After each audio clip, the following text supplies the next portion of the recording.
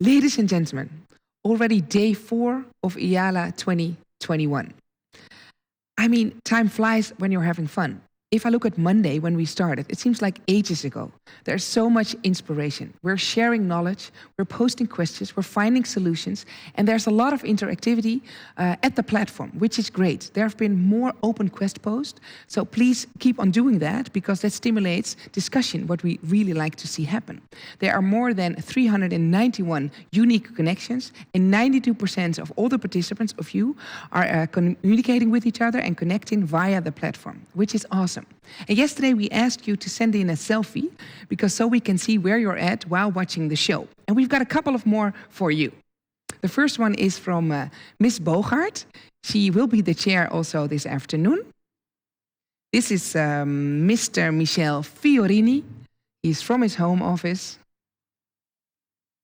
Yeah, and even the dog is watching for Mr. Nishimura. And he had to walk the dog late at night after the show. And here we have Miss Carson Jackson. This is right after her presentation in Australia. It was very late at night. And finally, we have Mr. Vilas Boas from Rio de Janeiro having a great day. Yeah, let's get started with the 3 sessions of today. Transport chain efficiency, safety and security in a connected world, and VTS training and certification. Let's fire away.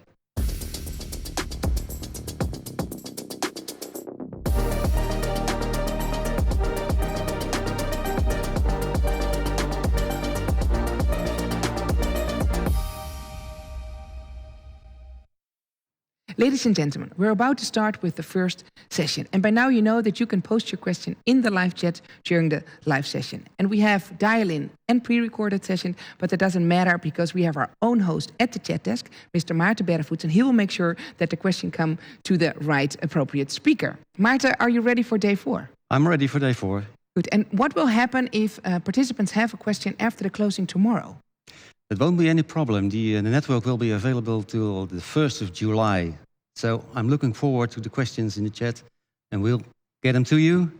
Perfect. Thank you very much, Maarten. Okay. This session, Transport Chain Efficiency, will be chaired by Mr. Dirk Eckhoff. He started his working career as a project engineer at the German Space Operations Center. As from 2000, Mr. Eckhoff is specialized in VTS. In 2002, he became IALA VTS Committee Participant in Technology, VTM, and VTS Strategy Working Groups. As from 2018, he is active as Vice Chair of IALA VTS Committee, and recently, in 2020, he became active head of Maritime, Traffic Technology and Telematics Division. Mr. Eckhoff, how are you doing? Oh, I'm fine, thank you. Yeah, you're already in the show, welcome. Are you having a good time so far? Yeah, I've had a great time up to now. And I hope that will go on that way. Yeah, it seems like you were going to say up till now, and now it's going to change. No, it's not going to change. You'll have a good afternoon with 3 great speakers. So I would suggest that you will go ahead and introduce them. Yes, okay. Thank you very much. Yeah, transport chain efficiency, the core reason for this, for transport at all, is the core reason for VTS and e-navigation efforts are the transport of cargo. The harmonization triggered by e-navigation will help us to make transport safer, more efficient and environmental friendly. But to make this transport chain more efficient, the links must be efficient and also the connections to the other links in the transport chains must be efficient. Right now, today, we have the advantage that we have representatives of these links. The first one is Mr. Anders Johansson. He will tell us about the he will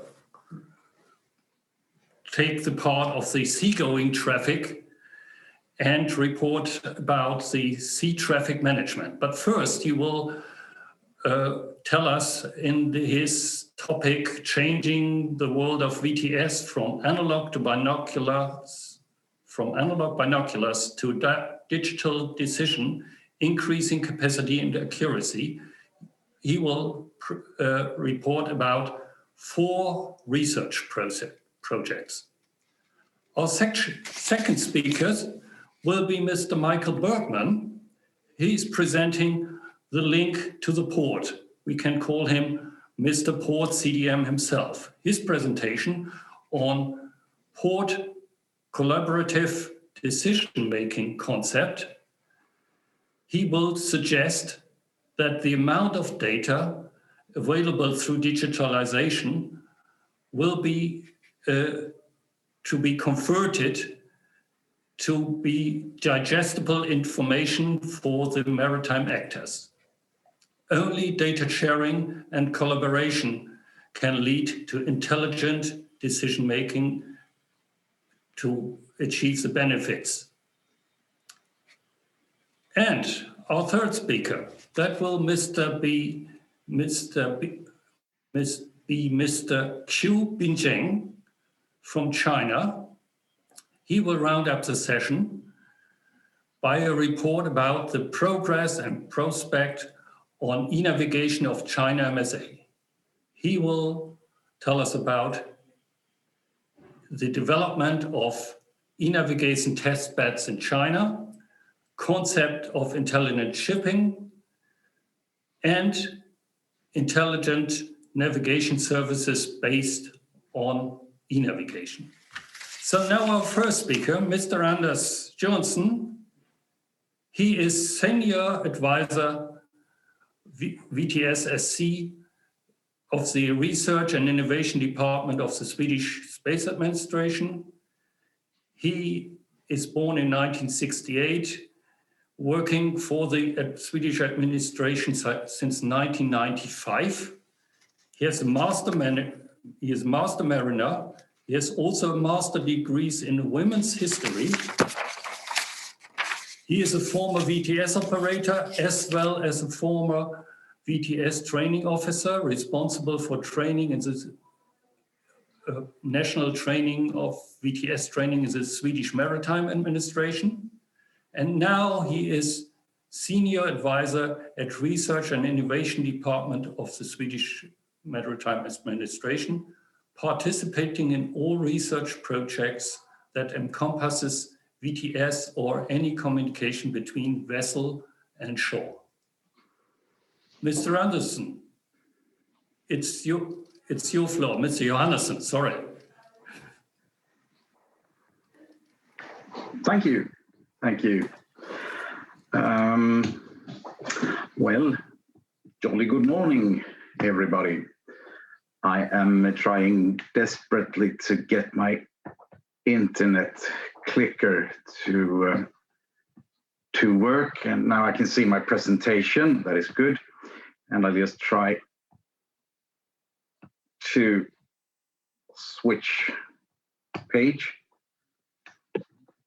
Doesn't seem to work. Okay. Is it possible if I just say please or something like it? Will that work? Yeah, that would be great. If you can mention next slide, then we will click for you. Is that correct? Is that okay? Right. Yeah. Okay. Thank you. Let's do it that way. Thank you so much. You're welcome. Enjoy. I'm feeling much better. Okay. Good. No sweat, just going, give a presentation. Yeah, thank you. Yeah. The other day, I met with one of the officials from the human resources of the Swedish Maritime Administration. Well, the other day, it was like 5 or 6 years ago. But anyway, he said, Anders, the easiest thing you can do, that is to interview people, because people love to talk about themselves. And even easier is it if you are to interview them about their work, about their job, because they love to talk about that even more than they love to talk about themselves. So when I got the question if I could present at this event, I decided to make it easy for myself. I will talk about my work. And more specific, I will talk about 4 research projects that I'm involved in. Two of them are artificial intelligence projects. One has more to do with air traffic control, comparing eye tracking methods used in air traffic control and putting them to a VTS context. And last but not least, I will talk briefly about STM, that is our flagship in the Swedish Maritime Administration, the sea traffic management. But first, we will start with a little bit of AI, artificial intelligence. Please. Right? And I think that we will have to start with a little bit of a definition. What do I mean with artificial intelligence in this context? And we will start with the role model, the origin of all intelligence, I would say, the VTS operator. And you can see him up in the corner there. His name is Johan. Now, if we try to summarize, what is it that a VTS operator does, if we take it very short? Well, I would say that there are sort of three phases, three sections of it. And the first one is that he looks at his system and he sees what is happening and he understands what is happening. If you look to the picture in the middle there, you can see two boats approaching. They're approaching two islands, and there's a narrow strait between them. And the operator sees and understands this. Second thing he does is that he can detect if any danger is imminent or if a situation is uprising and so on. And in this case, he can see that the vessels will meet in this strait and the strait is too narrow. So now we have completed the two first sections. And the third section is for the operator to decide, should I do something about this situation? And he can decide to do that. Now, next, please.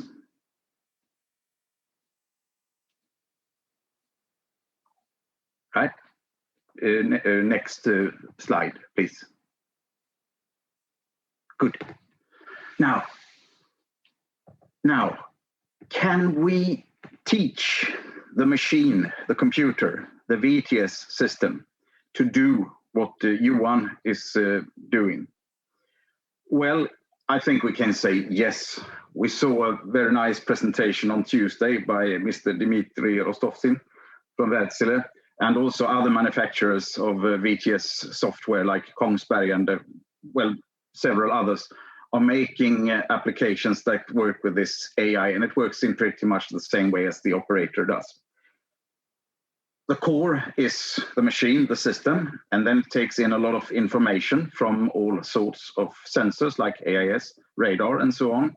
And then it presents something to the VTS operator.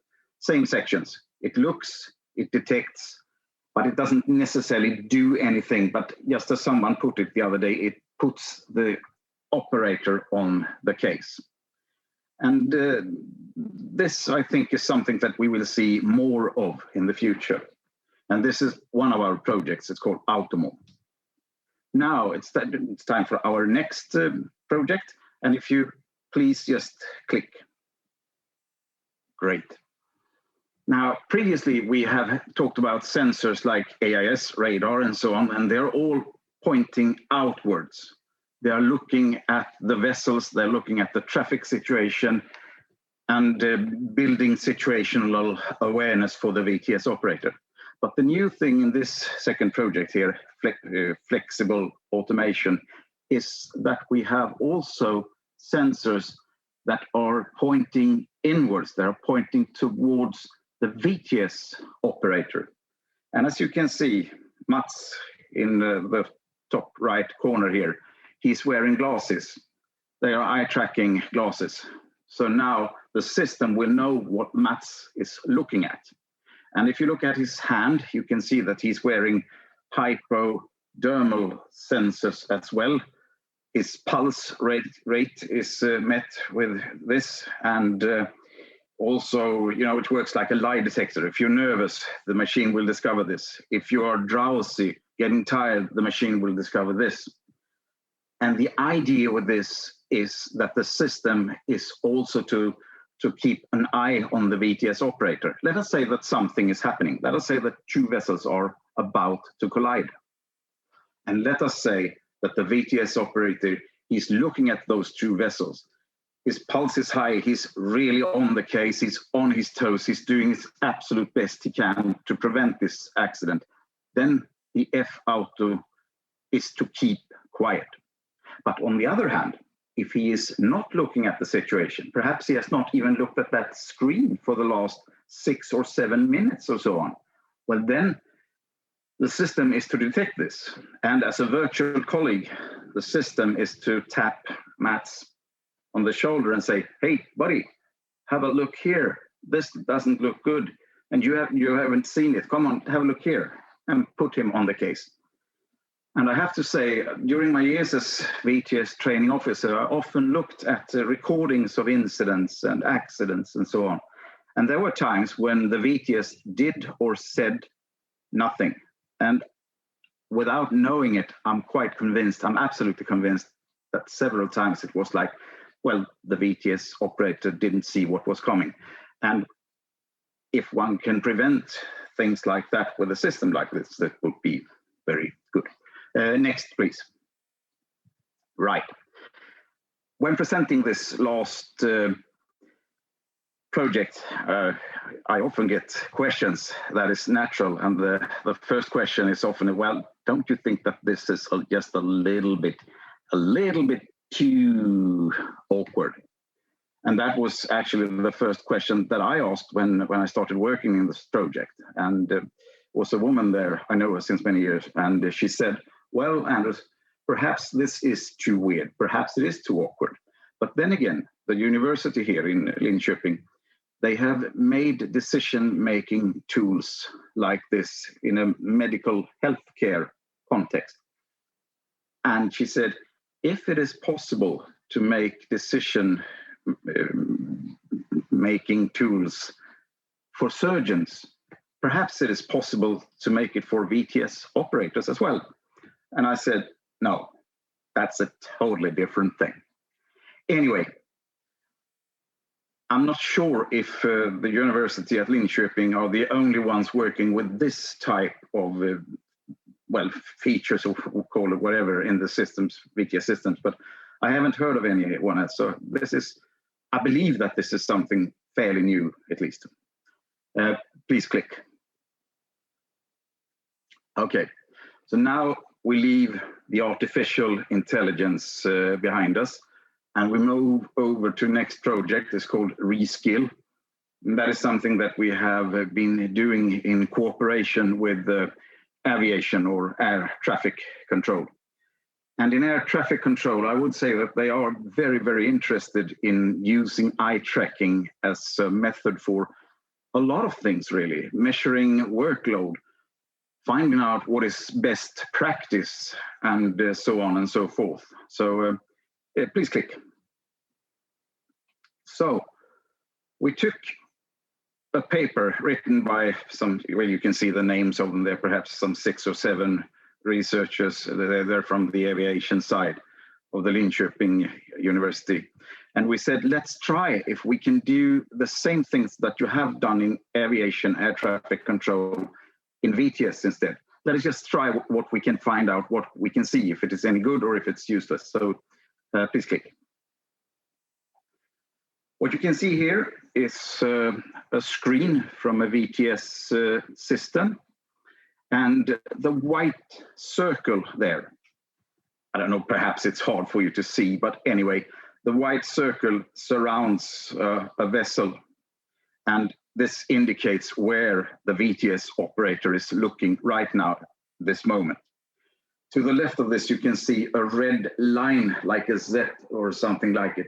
And this one shows what the operator looked at before, how he got to this place. But now he has fixed on the vessel is entering the area. And as you can see, he has picked up the receiver and start to talk. And please click. Next, I'm not sure if it's a second or if it's half a second or whatever, but the next thing that will happen with this looking, the gaze of the the VTS operator is that he will follow the route that the vessel is planning to take, following it to the destination to see if there is any danger or any other vessels or any whatever in between. And then click, please.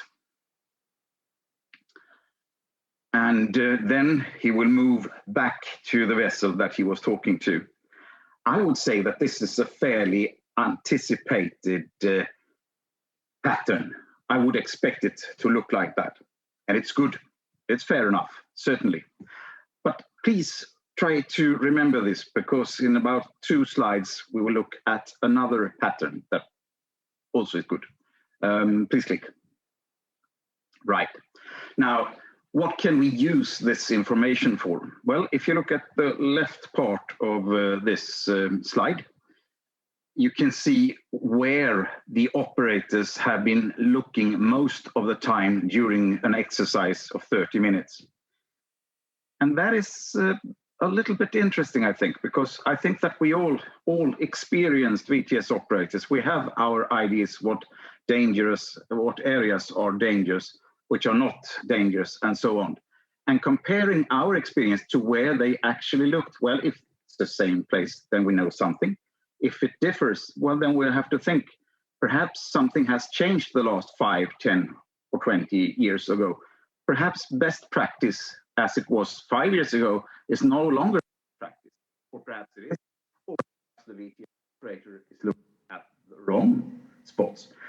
But given this material, we can discuss things like this. On the right part of the screen, you can see the data that we took from the eye tracking, and we put them into an analysis tool. It's called Eloquence. And with this, you can see in sort of what sequence do the VTS operator look at things. Like, if they look at the south quadrant, it's most likely that they will look at the north quadrant later on.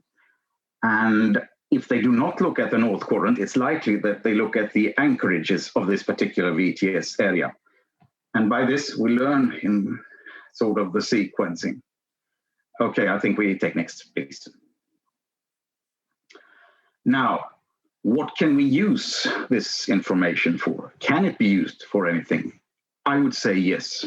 As I mentioned previously, in the air traffic control domain, they use it for a lot of things. And I think that for us interested in training VTS operators, finding best practices, that is perhaps the most interesting part. And also, if you remember, as I said, the VTS operator, we could see that when the vessel called, he would look around, find the vessel, look at the destination, the route, and back to the vessel, and that is fine. But even better, to my mind, it's just to my mind, even better is if the operator would have looked at the vessel before the vessel calls, because then he or she would really, really sound on her toes. And I said that to one of the researchers of the Eloquence analysis tool, and she said, if you look down here, right corner, you can see exactly the behavior that you were asking for in exactly this situation. This is something that is, to my mind, is good. And we can find things like this, and we can see how often does this happen. And it's also something that can form a basis for a discussion. Next, please. Finally then, sea traffic management. We, Swedish Maritime Administration, we have been talking about this for, I don't know, it's at least 10 years. We're still working with it. From a VTS context, we are doing most of the work, I shouldn't say most of the work, but the work that I am participating in, we're doing that in the STM Bolt Safe project. We have formed STM VTS SOPs explaining how we think you should work with a new functionality, STM functionality. And now we are forming an adaptive training plan that is to be used in simulator training for VTS operators before using this system. And next, please.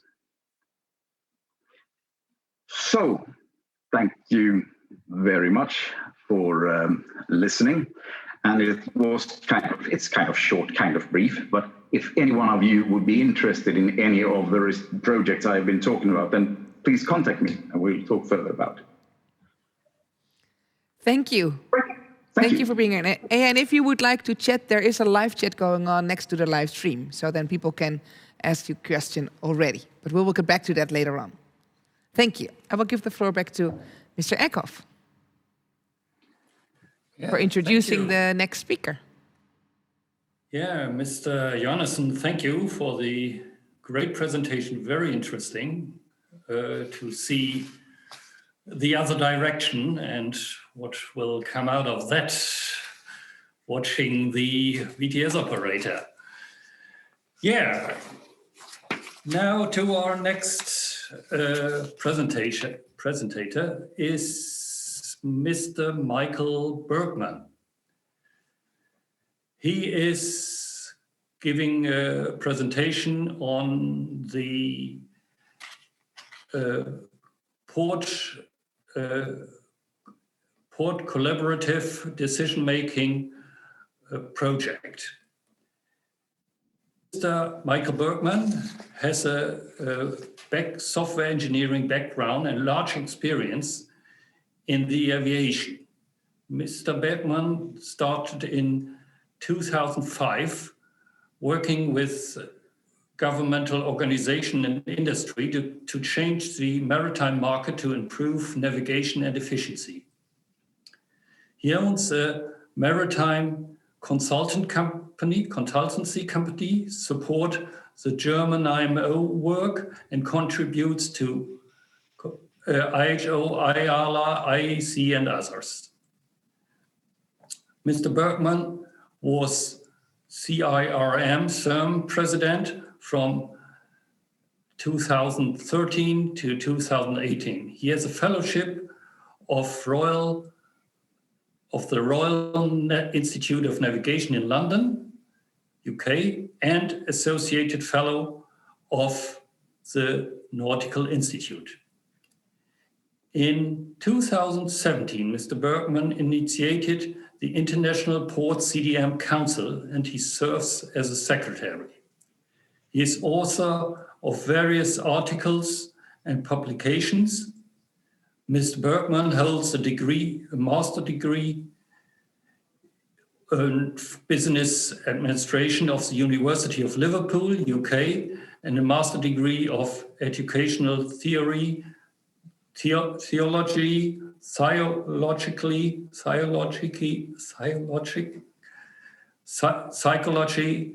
and other from the Catholic University of Applied Science in Mainz, Germany. Mr. Bergman, please give your presentation. Thank you very much. So first of all, thanks, Anders, for the prior presentation. And I will talk a bit about the port collaborative decision-making, which is actually evolving out of the STM validation project. So they are very good links. So, but let's start to go ahead.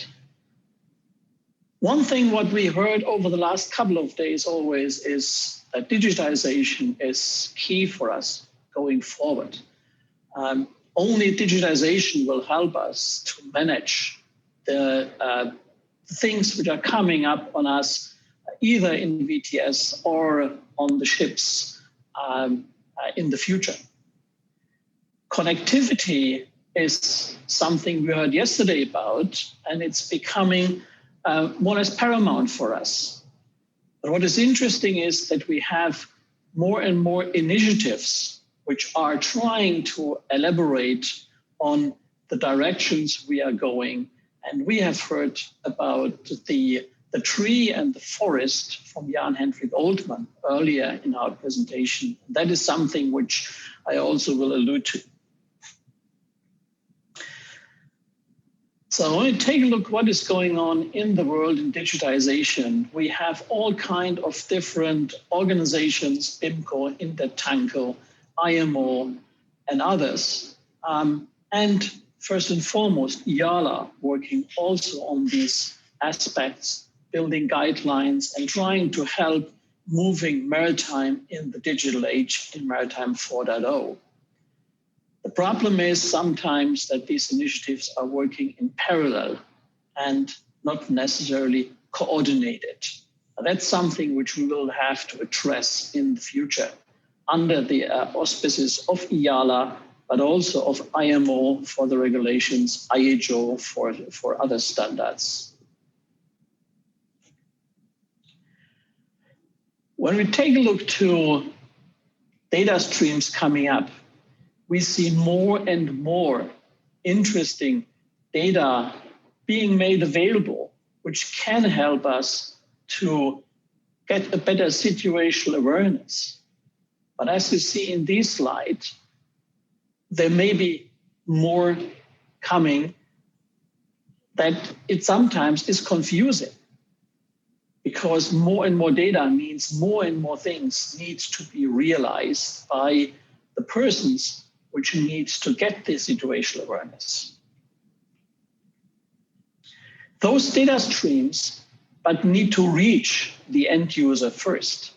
In order to reach the end user in the STM validation project and following on with the Maritime Connectivity Platform Council, we are working on developing and establishing the Maritime Connectivity Platform.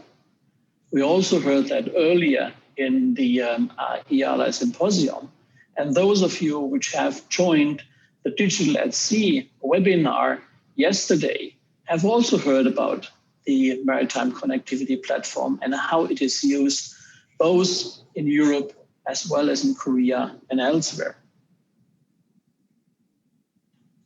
The Maritime Connectivity Platform is an interesting concept, and it is intended to create a secure way of exchanging information. And one of the data which is exchanged during that platform is the S211, the port call message format, which has been implemented as port call message format in the STM validation project, and then being further developed in the International Port CDM Council, and then adopted by IALA in the S211 standard, which is part of the IAJO GI registry and the IMO Common Maritime Data Structure. The connectivity with MCP is no longer just a theoretical thing. It's already implemented in various areas. We have heard before about the Korean initiative. Finland is working on it. In Europe, they're working on it. And I just want to highlight that also industry players like Marine Fields are developing implementations of the Maritime Connectivity Platform to allow sharing of the necessary information between ships and shore in light of e-navigation and in support of the work which has to be done in VTS. IMO has decided to develop first maritime service portfolio, and I use that term here, and later on change that to maritime services to consolidate the view on different aspects of e-navigation and of data exchange and collaboration. 16 of those maritime services are being identified and are being documented by IMO FAL and the harmonization group for data, expert group harmonization for data. We have heard before that especially the first three are of very much importance for the VTS arena and for IALA as such. But I will talk today a bit focus on MSP4. Now, the problem which I try to highlight is that more data is a good thing as we are getting more information to make smarter decisions. But more data can also lead to less situational awareness. As we are getting more and more information, we can be overloaded with data and can no longer really digest what is important for us. So as we have seen in the prior presentation from Anders, the eye tracking shows you where is the VTS operator looking at. They may look in the wrong arena. we need to make sure that they understand in which direction they need to look to gain the necessary information. So what we really need to do, we need to convert data into information. What do I mean with that? Data are just facts. Only if we convert that into information, we can digest that, which allows us to gain the necessary knowledge to make intelligent decisions and be competent at the job we are doing. So the conversion from data in information is essential.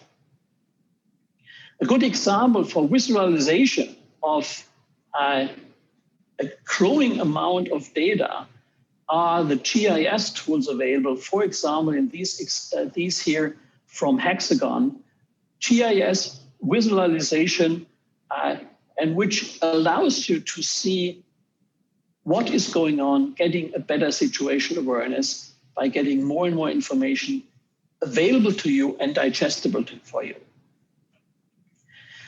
Now, going back to MS4, what I initially said a few slides before, the International Port CDM Council focuses on the port support service, internal and external collaboration in the port. And it is mentioned in the IMO MS4 definition.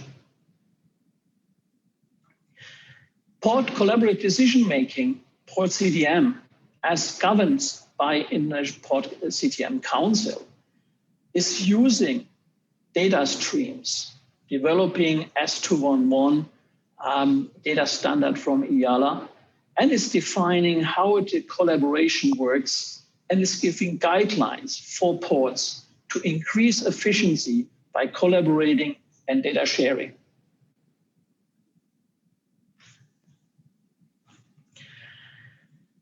Thank you for your attention here. Finally, I want to say Port CDM is not only an initiative which is theoretically, we have implementations of Port CDM. We have heard those before. We also see that in ports like Limassol, Valencia, or others. So thank you very much for your attention. And if you need more information, please let me know or use the chat for asking questions. Thank you. Thank you, Mr. Bergman, for this interesting topic. And please stay with us for the chat for some questions that might be coming up. Thank you very much. Back to you, Mr. Eckhoff. Yes, thank you. Yeah, thank you, Mr. Bergman, for telling us about the information chain, which is running parallel to the transportation chain, I guess. And it's much improvements to see, but also challenges still. Mm-hmm. Yeah, our last speaker, Mr. Bijing from the China Maritime Safety Administration. Mr. Bijing graduated from the Nanjing University in 1992 in the field of Earth and Ocean Science. He has served the China Maritime Safety Administration for almost 30 years, and now as Director of Aids to Navigation, Hydrography, and Maritime Communication Division. He has the responsibility for organizing, promoting, and implementing activities such as AIS base stations, e-navigation engineering, and etc. Mr. Bijing, the floor is yours. Good morning, afternoon, and evening, ladies and gentlemen. Due to an emergency situation, Mr. Xu Bingsheng is now on an unexpected business trip several hours ago, and which makes him cannot attend tonight's meeting. And he entrusted me to give the speech tonight. And Mr. Xu also apologize for the absence for tonight and wish the 14th IALA Symposium success. But thank you for being with us. Thank you for doing this presentation instead of Mr. Wing Chang. Xu, thank you very much. Okay, thank you very much. So back to the topic. It's a pleasure to share some ideas regarding the e-navigation development of China Maritime Safety Administration. So the presentation today it will be divided into 6 sections through which you will see our efforts of the development of e-navigation task beds of China. And regarding the topic, my keywords accordingly will be the development difficulties or problems and the proposed solutions. So first of all, here's a brief introduction of the development of e-navigation in China. Since 2005, e-navigation concept definition and the proposals were raised by IALA, IHO, IMO, and other international organizations. China MSA has always been actively engaged in the e-navigation related studies and the testbeds development. In 2014, China MSA published implementation plan about e-navigation. 4 main e-navigation testbeds have been successively completed, including the Yangshan Port, Tianjin Port, and the Great Bay areas and the Yangtze River estuary. So secondly, I will show you the efforts of these e-navigation testbeds in China. In 2009, China MSA completed the e-navigation strategy research report in 2010 and 2015. China MSA formulated its own 12th and 13th 5-year development plan, respectively, and made specific approaches for the development of navigation in China. In line with the SIP, China MSA has carried out the development of e-navigation testbeds since 2014 and successfully completed them in Yangshan Port, Tianjin Port, the Great Bay area, and the Yangtze River estuary. So the Shanghai Yangshan Port e-navigation testbed has started in 2014 and completed in 2016. It concludes the Yangshan Port Beidou course system, the solid-state digital radar system.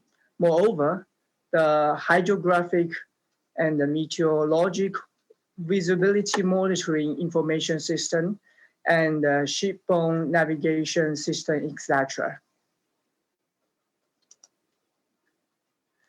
So the e-navigation testbed of Tianjin Port was initiated in 2015 and completed in 2017.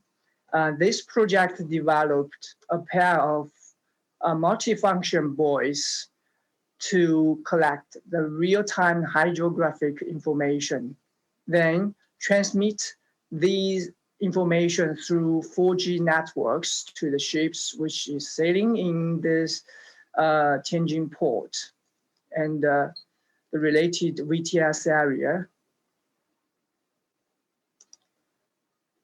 So as the Great Bay Area e-navigation project, which was started in 2016 and started operation in 2019. Now it is under continuous development in accordance with the IHO S100 data mode and IALA Guideline 1128. The project developed 11 types of e-navigation technology services, including 91 service operations, which provide information about route planning, maritime safety information, hydrological and meteorological information, port scheme and the lockage plan, etc., on ECS or sometimes on the smartphone apps and so on. The number of the monthly active users of this testbed has reached more than 14,000, and the daily active users has exceeded 3,000, and the service interface has been called more than 400 million times. In part 3, I will show more details regarding the e-navigation testbed in Yangtze River estuary.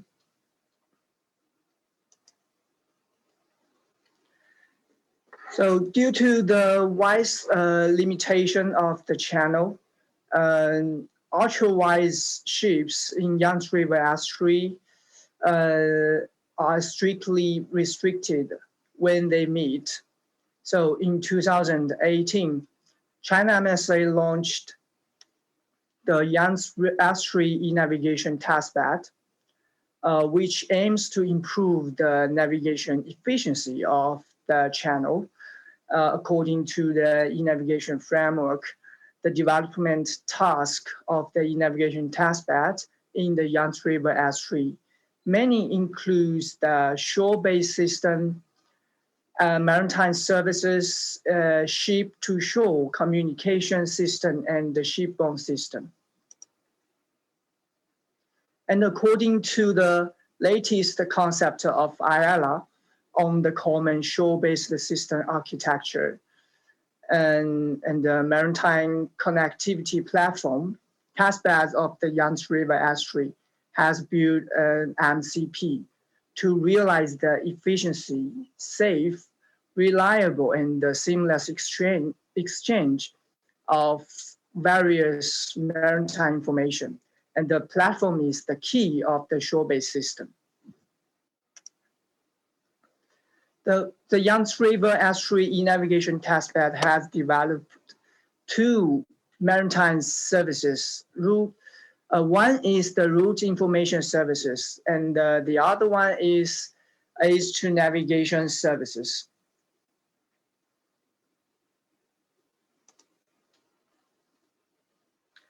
So with the route information service and the aids to navigation services provided by the e-navigation system, ultra-wide ship realize two-way intersection has, as a result, in the efficiency of the channel has been improved greatly. So what's more, intelligent shipping based on e-navigation has become one of our approaching directions, which had been written into the next 5-year plan. So in this part, I will show the techniques supporting of e-navigation in the development of intelligent shipping.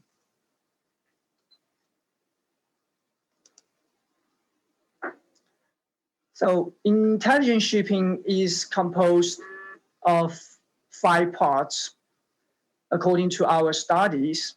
So that includes intelligent ships, intelligent ports, intelligent shipping services, intelligent navigation services, and intelligent shipping supervision. These 5 parts interact and correlated with each other to form an intelligent shipping system. Since the development of e-navigation, a relatively mature technical system has been formed, which can provide technical support for the development of intelligent shipping in the following aspects, and they are data standard, system architectures, maritime services, shipborne system, and infrastructure. Generally speaking, e-navigation provides the technical support for the development of intelligent shipping, and the development of intelligent shipping also brings new impetus to e-navigation. So just like the key to a ship, without an intelligent navigation services system, the intelligent shipping will not be achieved. So that an intelligent navigation services plan based on e-navigation have been made.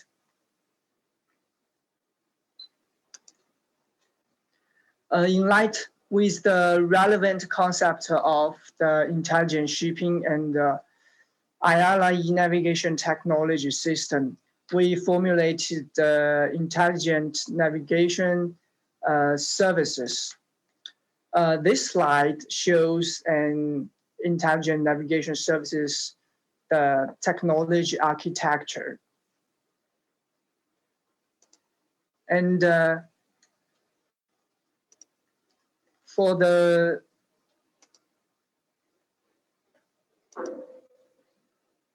so we can see the development of the shore-based infrastructure. The first steps to build the shore-based infrastructure, these are three main parts of shore-based infrastructure construction, which includes navigation environment, information collection system, high precision navigation and positioning system, and the construction of broadband communication system on water. After that, an e-navigation data center with integrated maritime data and establishment of an e-navigation maritime connectivity platform is also needed. Lastly, in accordance with the IMO's definition of digital maritime services and IALA guideline G1128, research and develop maritime services based on the use-oriented principles, so as to provide various users with international standards, digital and intelligent e-navigation services. And finally, the conclusion is that as the implementation task of these e-navigation projects mentioned above, China MSA will build an intelligent navigation services system and intelligent shipping system gradually. This system can provide various users with comprehensive digital and intelligent e-navigation application services. China MSA is willing to work closely with the maritime authorities all around the world to promote the further research and application of e-navigation. And that's all. And thank you for your attention. Thank you very much. You were a perfect substitute for Mr. Bing-Cheng Xu. Thank you for being with us. Thank you. Thank you very much. And please stay with us for some more questions coming up later on. Okay. Thank you. Yeah, thank you. Back to you, Mr. Eckhoff. What do you think of the final presentation?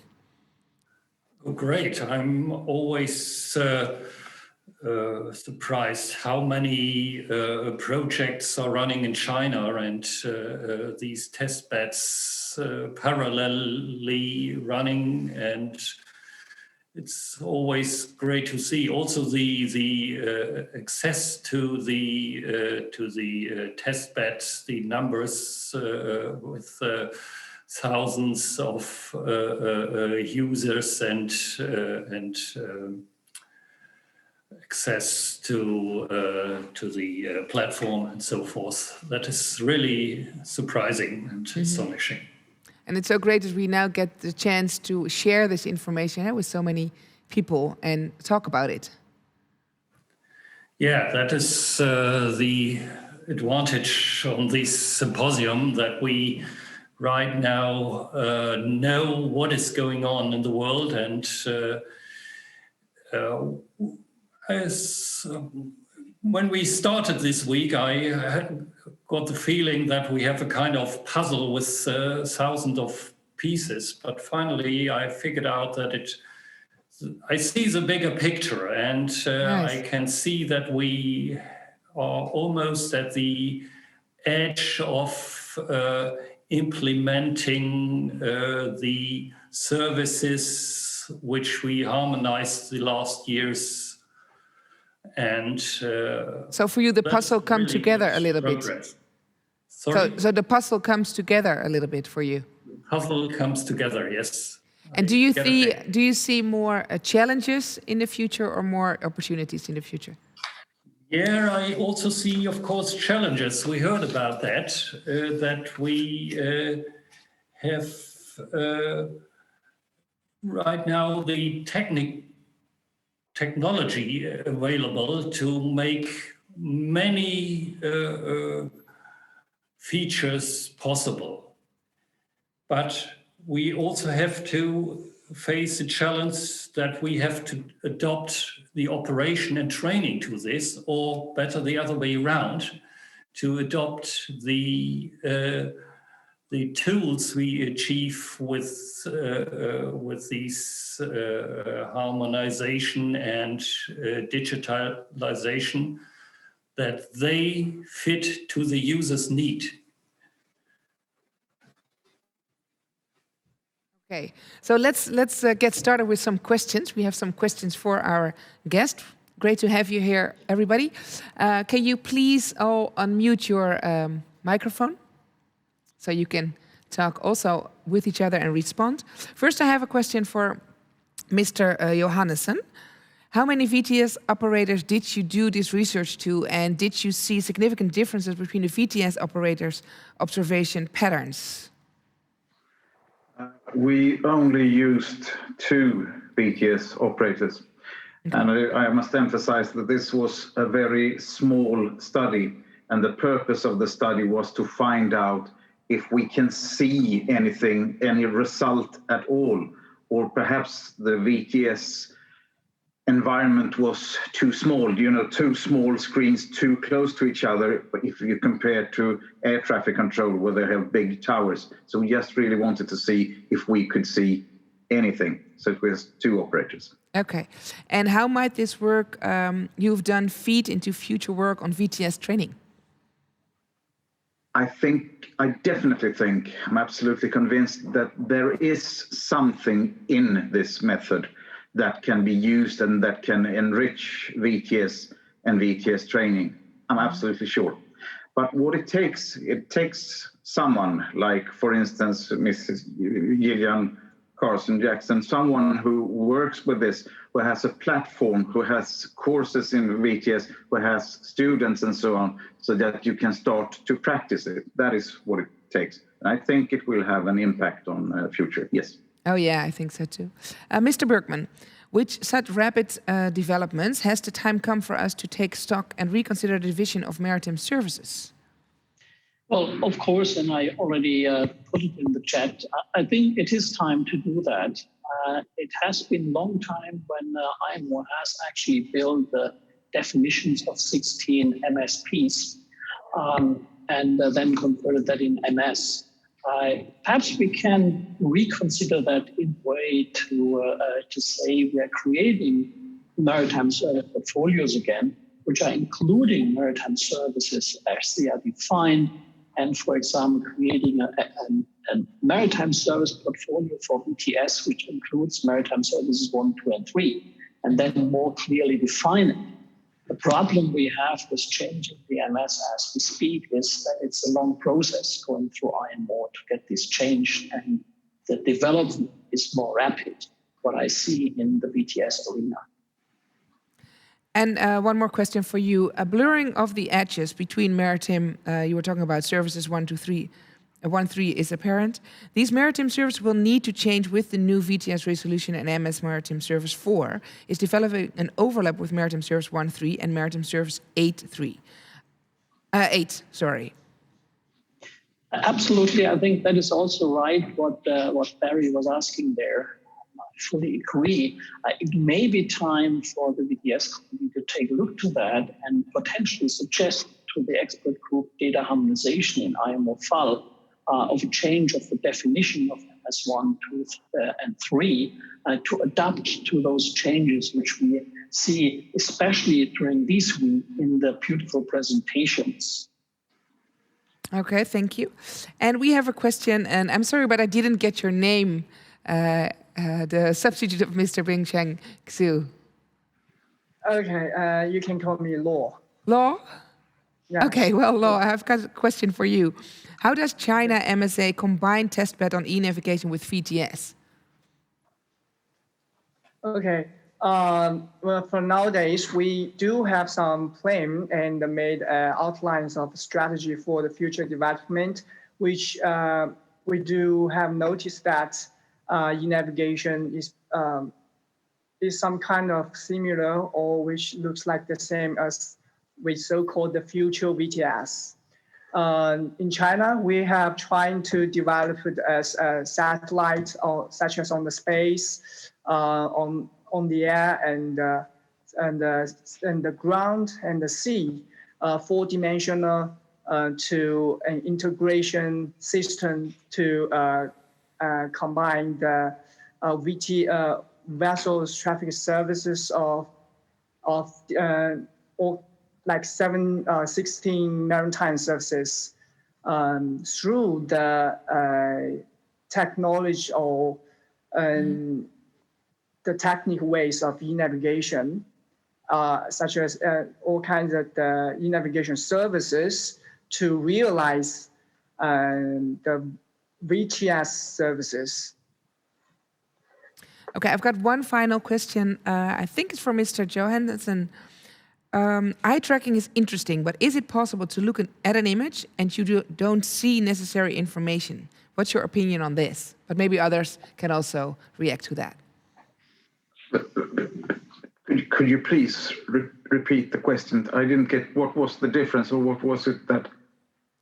Eye tracking is interesting, but is it possible to look at an image and you don't see necessary information? What's your opinion on that? Oh, I see. Well, I suppose that is possible, or it is possible. Of course, we all know that. I mean, we can look at things but not see it. But does this happen when you are working, when you are monitoring something, when you are to surveil something, or is this something that happens when you're, lying on your couch watching TV? So my answer would be that in a professional work context, when you are to survey something, I don't think that this happens very often. Okay. But that's my guess, more or less. But it's a very good question. It's a good point. Anyone else who would like to? Yeah, Mr. Bergman. Yeah, I think I can also change a little bit on that. I was working for my first 12 years of my career in aviation, and we used eye tracking and so on and forth. And of course, it is the case that the human brain is assuming things when they are seeing things and interpreting what they see. That's what I'm trying to explain with my pyramid of competence. And the data and the information is not the same. You are interpreting what you see, and then you get you're trying to make a sense of it out of it. I think for an EVTS operator, and what Anders was showing, it is important that the training is actually preparing the operator to correctly analyze what they see, and the systems are supporting the operator to see the right things so they can make the right decisions. So it's a combination of seeing things, using the eye tracker to see where we place things to get better attention on the operator, and training the operator to interpret correctly. Thank you very much for this added value. If I just can add shortly that this is pretty much what I wanted to see when we started with this eye tracking small project. First, that was a question from the chat, whoever asked it. It was a very good question, and we got a very good answer from Mikael Bergman. And it is also something that we could discuss further on and doing more tests in a VTS context. And then we can build and we can learn and we can get better. So I think this was a very, very nice example. Perfect. And maybe you can post something in the open quest, so we can talk about it with more people on the platform. That might be a possibility. And before I would wrap up, I would ask Mr. Erkhoff, the chair of today, is there anything that you would like to add or to say something to our guests? Is Mr. Erkhoff still there? Yeah. Thank all the guests, and looking at the final discussion and chat, shows that there is really interesting points raised, and that they triggered many questions, and we will work on them in the future. And thank you for trigger this discussion. Thank you very much. Thank you. Thank you for this nice remark. And that's exactly why we're doing this symposium, of course, to get the interaction going and have great issues that we're facing, and then hopefully find solution. And with all the technology, it's an amazing time that we're living in. So thank you very much, Mr. Bergman, Mr. Johannessen, and Mr. Law, right? Yeah, Mr. Law. Thank you for being with us today. And of course, the chair, I would like to thank you for being an amazing chair in this session. Thank you very much, Mr. Erkhoff. Yes, ladies and gentlemen, this was the session of today. Our next, or the first session of today. Our next session is about safety and security in a connected world, and it will start at 12:15 UTC. We'll be back in a couple of minutes.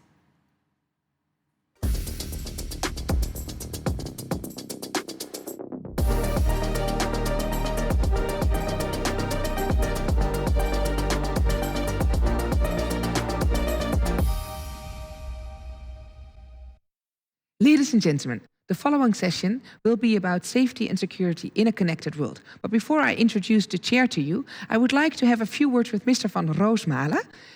Mr. van Roosmalen, are you there? Yes, I am. Thank you very much for being a platinum sponsor at this symposium. You are now in your living room in the network app platform. How are you doing? Yeah, doing great. And we're proud to be the platinum sponsor for this event. Yes, I can imagine.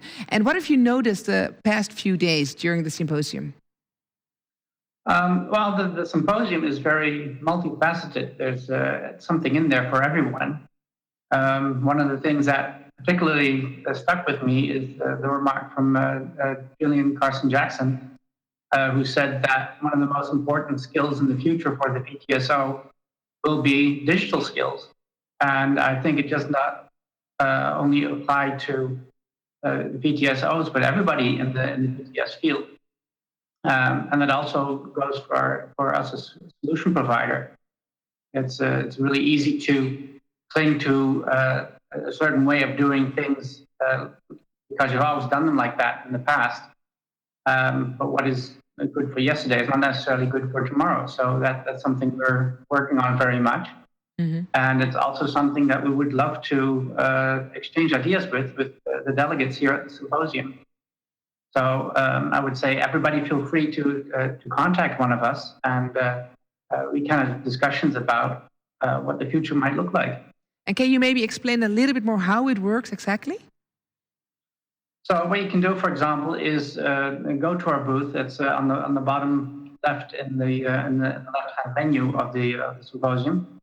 When you go onto our booth, you'll see a list of people from our company and what their availability is. And you can just click on them and make an appointment. And then you will be able to come here to our living room here at the symposium. And we can have discussions with up to 10 people at a time. Perfect. So people can meet with you and your team. But also, if they will make an appointment with other participants, they can also be in your living room. Yeah, Perfect. And are you serving some drinks and pizza? would love to. Yeah, it would be great to have a physical event, and I think after a year and a half of not having these events in person, it would be great to have them again.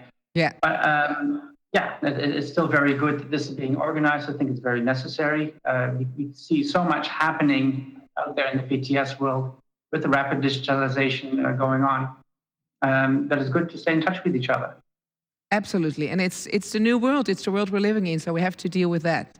Thank you for being here, and have a great time today, but also tomorrow at the closing. And I wish you good luck these days. Thank you, Mr. Van Roosmalen. Thank you. You're welcome. So many possibilities at the platform. Okay, the second session of today is session number 10, Safety and Security in a Connected World. Connectivity is one of the main themes, so it's going to be a great session again. And this will be chaired by Mr. Neil Trainer. Mr. Trainer was with us on Monday already, and he is currently employed with the Australian Maritime Safety Authority as Principal Advisor of Vessel Traffic Services. He's also chairman of the Australian VTS Advisory Group. And prior to this position, Mr. Trainer was the manager for the Great Barrier Reef and Torres Strait Vessel Traffic Services, a joint initiative by the Australian and Queensland governments. Mr. Trainer, welcome back. Okay, thank you, Pauline. Still doing fine? Yes, all doing well.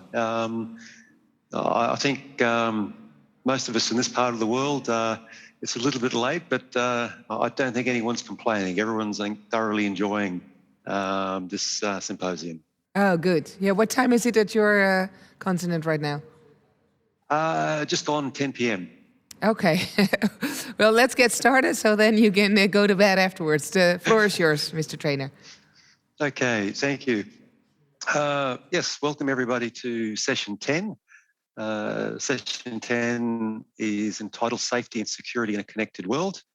We have three excellent presentations on this very important subject during this session, particularly as we move to an ever-increasing data and information exchange in a digital world. And we've heard a lot about that in the last couple of days. Our first speaker is Jan-Henrik Altman. Jan-Henrik is the Senior Strategic Advisor to the German Federal Waterways and Shipping Administration. Jan-Henrik has a master's degree in electrical engineering from Darmstadt Technical University. Since he joined the German administration in 1993, he's applied diverse technologies to the maritime domain, comprising terrestrial radio navigation, transponder technology, and ICT system architecture. He had an active role in the development of AIS, and I think most people at this symposium would recognise Jan-Henrik's contribution to that. He has also managed several domestic and international projects, chaired several international working groups, and is speaker at a variety of international conferences. The title of his presentation is 5G for ENAV and VTS. So, Jan-Henrik, over to you. The topic of my presentation is the question whether the latest generation of mobile telecommunications labeled 5G in the public mind is a useful or desirable tool for the maritime domains of VTS and e-navigation. This is going to be a provocative talk, questioning some traditional tenets of maritime telecommunications in terms of system architecture and systems deployment. My talk starts with the plain fact that 5G is there. The maritime community needs to face that fact. International Mobile Telecommunications, IMT, is a generic term created by the International Telecommunication Union for a family of mobile telecommunication systems developed over more than 3 decades now. It is important to note that IMT systems are all cellular digital land mobile telecommunication systems from the outset, and that their development always engaged ITU's T sector for aspects of the fixed land infrastructure and ITU's R sector for aspects of land mobile radio communications concurrently. It is in particular the Y series of the ITU-T sector where system architecture considerations and functionalities are stored, i.e. the description of the so-called core network. There, latest technology developments, including artificial intelligence, are employed to generate the impressive results of IMT 2020. IMT 2020 also comprises a terrestrial segment and a satellite segment. But why bother at all? Because the considerations of application of IMT 2020 to the maritime domain has started in earnest. It was IALA themselves that brought that topic to the attention of IMO in late 2019 by a liaison statement. Now, what can IMT offer to the maritime potentially? What is the relevant part of the big promise of IMT 2020? To answer that question, it is helpful to start at where IMT 2020 started, too, i.e. with the use cases and resulting requirements that drove the IMT 2020 development. There are defined 3 dimensions which allow to determine the specific place of a specific use case in the requirements domain. These dimensions are called enhanced mobile broadband, massive machine-type communications, and ultra-reliable and low-latency communications. ITU has determined the specific places in the requirements domain of a variety of use cases as given in the figure in gray. Unfortunately, these use cases do not take into account the maritime domain specifically. Hence, I adapted the generic use cases to the domain of vessel traffic, aids to navigation and other interactions between vessels and waterways, as given by the red overlay. Interestingly, but not really surprising, that domain of vessel-shore and vessel-waterway interactions produces a use case cluster focusing on highly reliable and low-latency communications, with a lower to intermediate degree of bandwidth demands for even its most bandwidth-demanding use cases, i.e. voice communications and augmented reality applications. This is good news for the applicability of IMT 2020 to the maritime domain, because it allows for a certain degree of trade-off when considering deployment.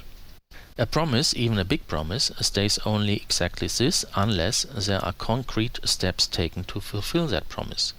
However, over the past years, the most important prerequisites for IMT 2020 have been put into place, such as technical standards, frequency allocations, both globally and individual nations, technologies and operational concepts.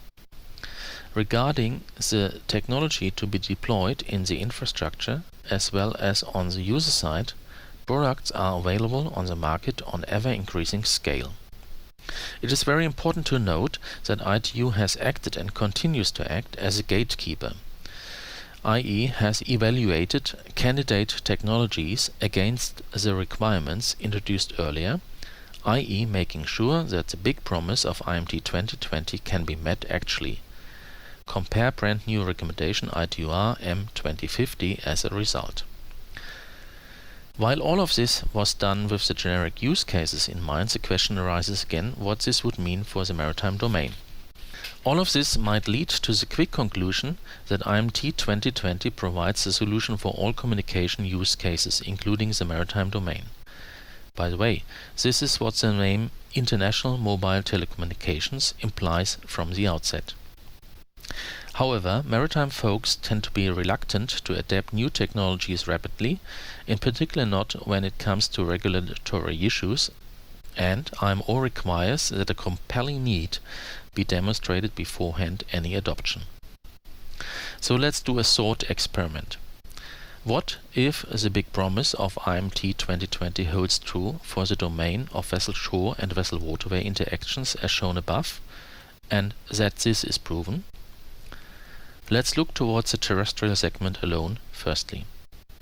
If so, 2020 would indeed be the one solution for those maritime communication use cases, for many, for most, or even for all. If so, would this not require to abandon the developments of any other maritime communication technologies, because the better is the enemy of the good, and join forces to adapt the IMT 2020 to the maritime domain? The previous conclusions hold true for wherever the terrestrial segment of IMT 2020 is available, i.e. everywhere under land or near shore. Even with this limitation, the remaining potential should not be belittled. Compare the remit of IALA. It is essentially defined by underland and or near shore, because administrations of coastal states constitute the national members of IALA. So what could be done to potentially mitigate the above limitations? There are at least the following two options inherent to the IMT 2020, namely the requirements trade-off, which is beneficial for maritime use cases, and the flexible cell concept of IMT 2020. Remember, IMT 2020 is a digital cellular telecommunication system. The public mind has it that IMT 2020 requires a radio tower every 100 meters or so to function properly.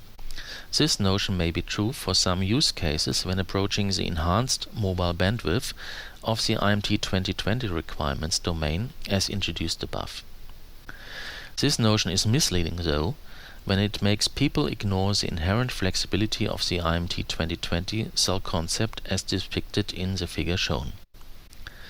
It shows that IMT 2020 has identified so-called macro-rural, macro-suburban, macro-urban, micro-suburban, micro-urban, and even indoor cells. The names speak for themselves in terms of intended application, but only without addressing the maritime domain again. As an initial attempt, I adapted the IMT 2020 defined cell types to the terminology of the domain of vessel-shore and vessel-waterway interactions in the premises of coastal states as indicated in red overlay. The IMT 2020 defined macro-rural cell might be the concept applicable for coastal waters and around offshore structures, the macro-urban cell concept for the approaches including estuaries and inland waterways, the micro-suburban cell concept for e.g. industrial ports with their remote location, and so forth. Put experts to work to adapt the IMT 2020 cell concept to the maritime domain. Having introduced all of this as a mitigation option, it is still necessary to stress that beyond the reach of a macro-rural cell, i.e. beyond underland or near shore, the terrestrial segment of IMT 2020 would not be available. So these conclusions now prompt the need to take a bird's-eye perspective on the radio communication technology landscape depicted in this figure. This figure shows more or less all existing or emerging technologies as applied to the maritime domain in generic terms. The main distinction is between the terrestrial domain in the center of the figure, where also most of the maritime specialties reside, and the satellite domain, which not only complements the terrestrial domain like in the past decades, but is now in a position to potentially replace terrestrial technologies. Anyway, it's getting cozy, and this bird's-eye perspective reveals a certain degree of imminent competition of different technologies for similar or even the same purposes in the maritime domain, regardless of where a particular technology originated from in the first place.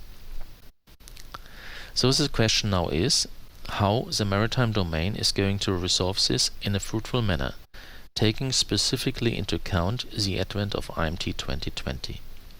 Here is my suggestion, part 1. Employ the flexibility of IMT 2020 architecture and thereby the IMT architectural principles. There is no way the shore architectures of the existing maritime radio communication technologies can compete with the IMT architectural principles, in particular not with the powerful functionality of the so-called core network. IMT 2020's architecture is subdivided fundamentally into a core network and the radio access network. The core network is characterized by dealing with all kinds of abstract communication stream flows delivered to non-voice and voice applications alike with the ITU required performance. The radio access network deals with the specialties and challenges of the diverse physical links employed by specific radio access technologies, abbreviated RATs. How nice! There can be many RATs integrated. At IMT, this concept is called a heterogeneous radio access network, or briefly HETNET. Here follows part 2 of my suggestion. Combine the best of the two worlds, i.e. the best of the development strands from maritime developed architecture and maritime tailored radio communication technologies with the best of the IMT 2020 developments, namely the core net and the option to integrate several RADs into one HETNET maritime, my terminology coinage, to be defined internationally eventually. This HETNET maritime would use those RADs provided by IMT 2020 as a default, maybe even as a prime candidate whenever under land, see above, and in addition use the or at least some existing and or emerging maritime RADs. There is one important caveat though, namely the chicken and egg dilemma. Since any radio communication technology is cooperative in nature, both shipboard installations and corresponding shore infrastructure must be there and operational simultaneously. Sounds simple, but where to start? To my assessment, the dilemma can only be resolved by determining the shipboard setup first. Since no stakeholder in the maritime domain wants to and can afford to invest in all technologies concurrently, there must be done a beauty contest of radio communication technologies internationally with the goal of defining the best HETNET maritime. And there is just one international organization where such a beauty contest can result in a firm stipulation of the shipboard setup of the best HETNET maritime at IMO. Of course, with the coordinated assistance of ITU, the then IGO IALA, and other relevant organizations. I arrive at my conclusions. The advent of IMT 2020 is a fact, and that should prompt considerations how to adapt it to the maritime domain. Let's face this.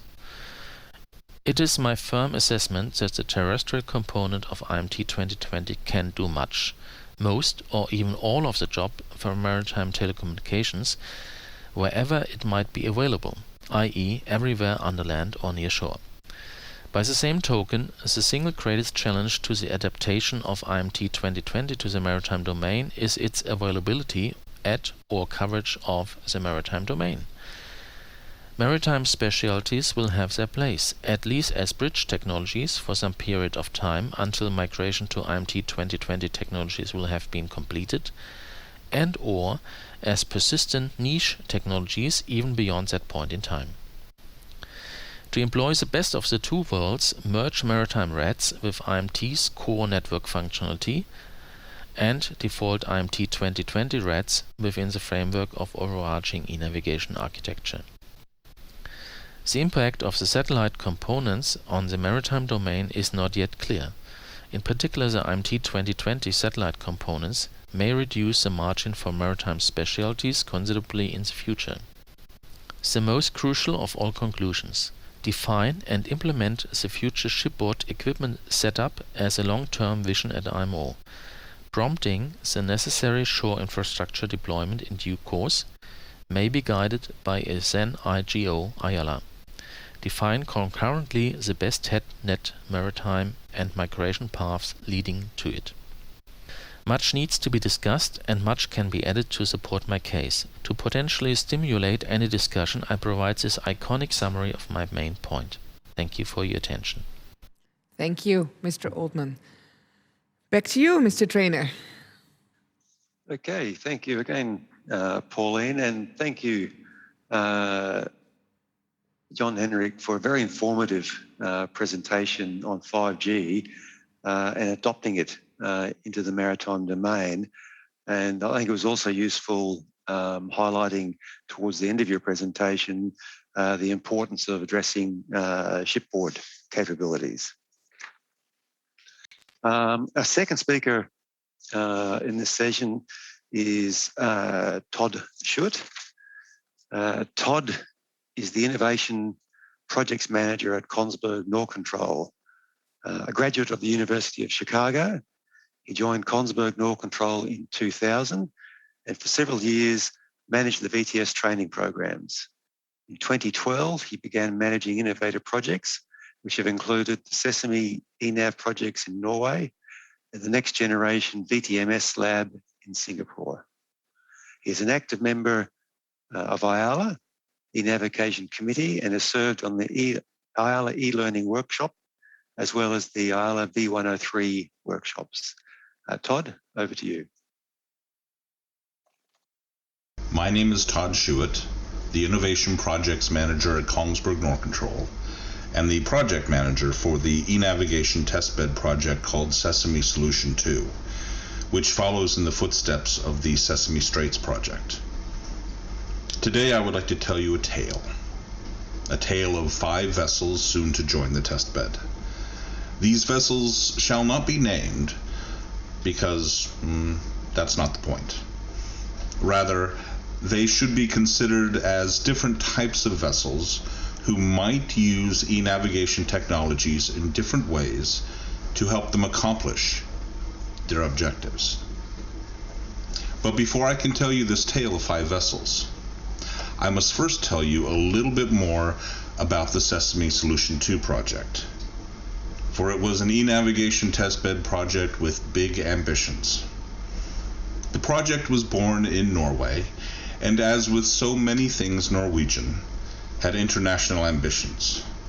A dream of building on the work of Sesame Straits, but to go further, developing the most complete e-navigation technology solution that is possible to develop at this time, using the existing standards and seeking interoperability in the highest degree in order to facilitate shared situational awareness and collaborative decision support.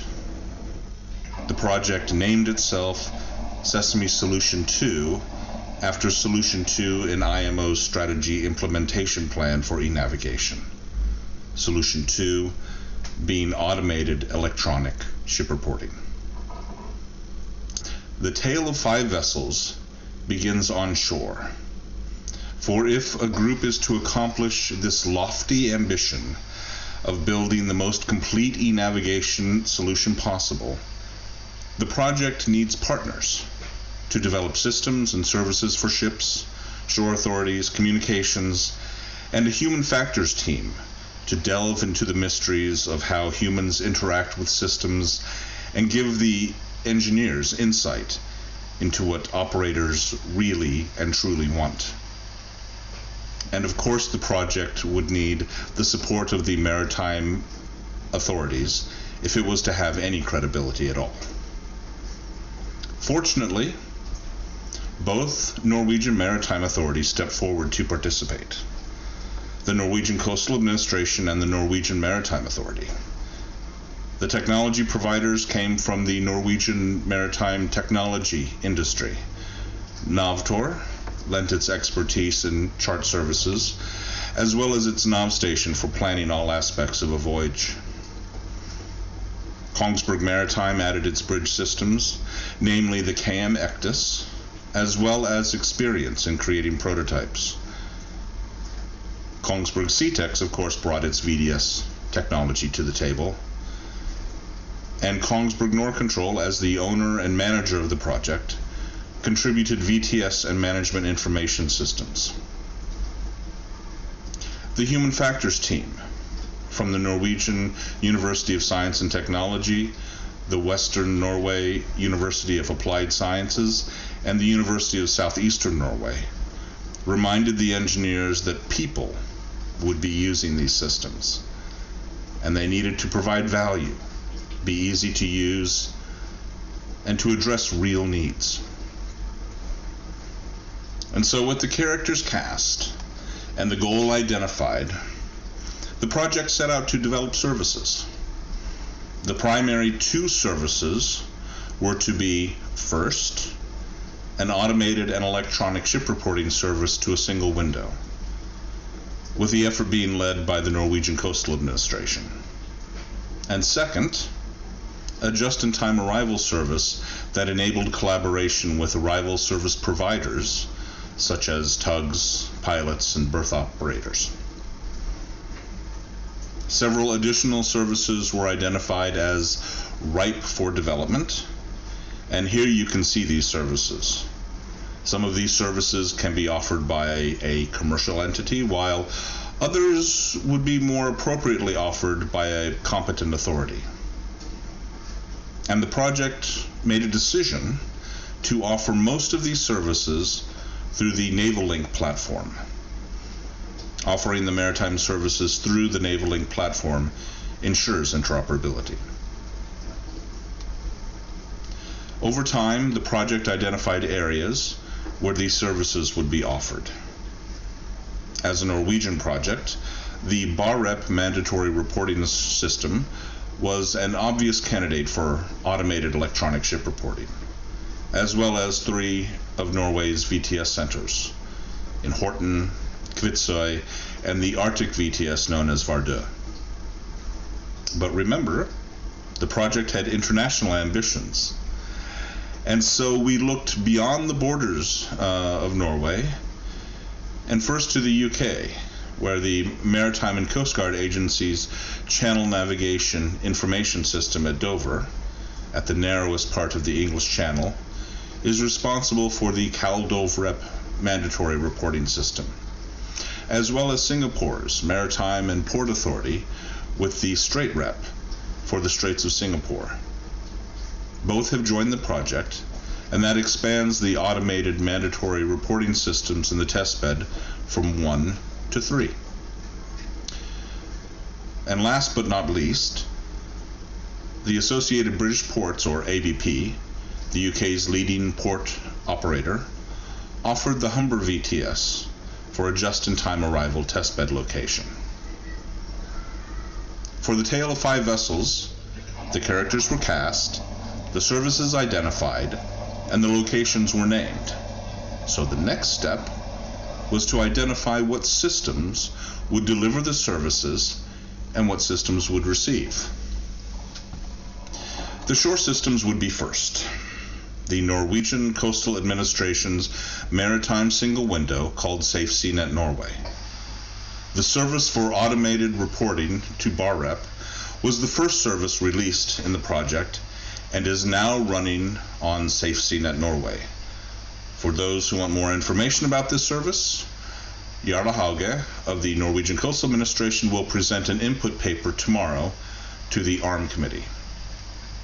For other shore systems and services, the Seascope Management Information System developed by Kongsberg Norcontrol would handle the CalDovrep and StraitRep mandatory reporting systems in the testbed, as well as communicate with the Just-in-Time Arrival Collaborator, or the JIT Collaborator app, used by both floating and landed arrival service providers. And the Kongsberg Seatex VDS base station would support communications. The ship systems, as it turned out, would be many. Kongsberg Maritime's ECDIS would be limited to displaying routes sent and received between both ship and shore. The JIT Collaborator, an app running on a tablet, would be used both on vessels and on shore to enable collaboration between arrival service providers.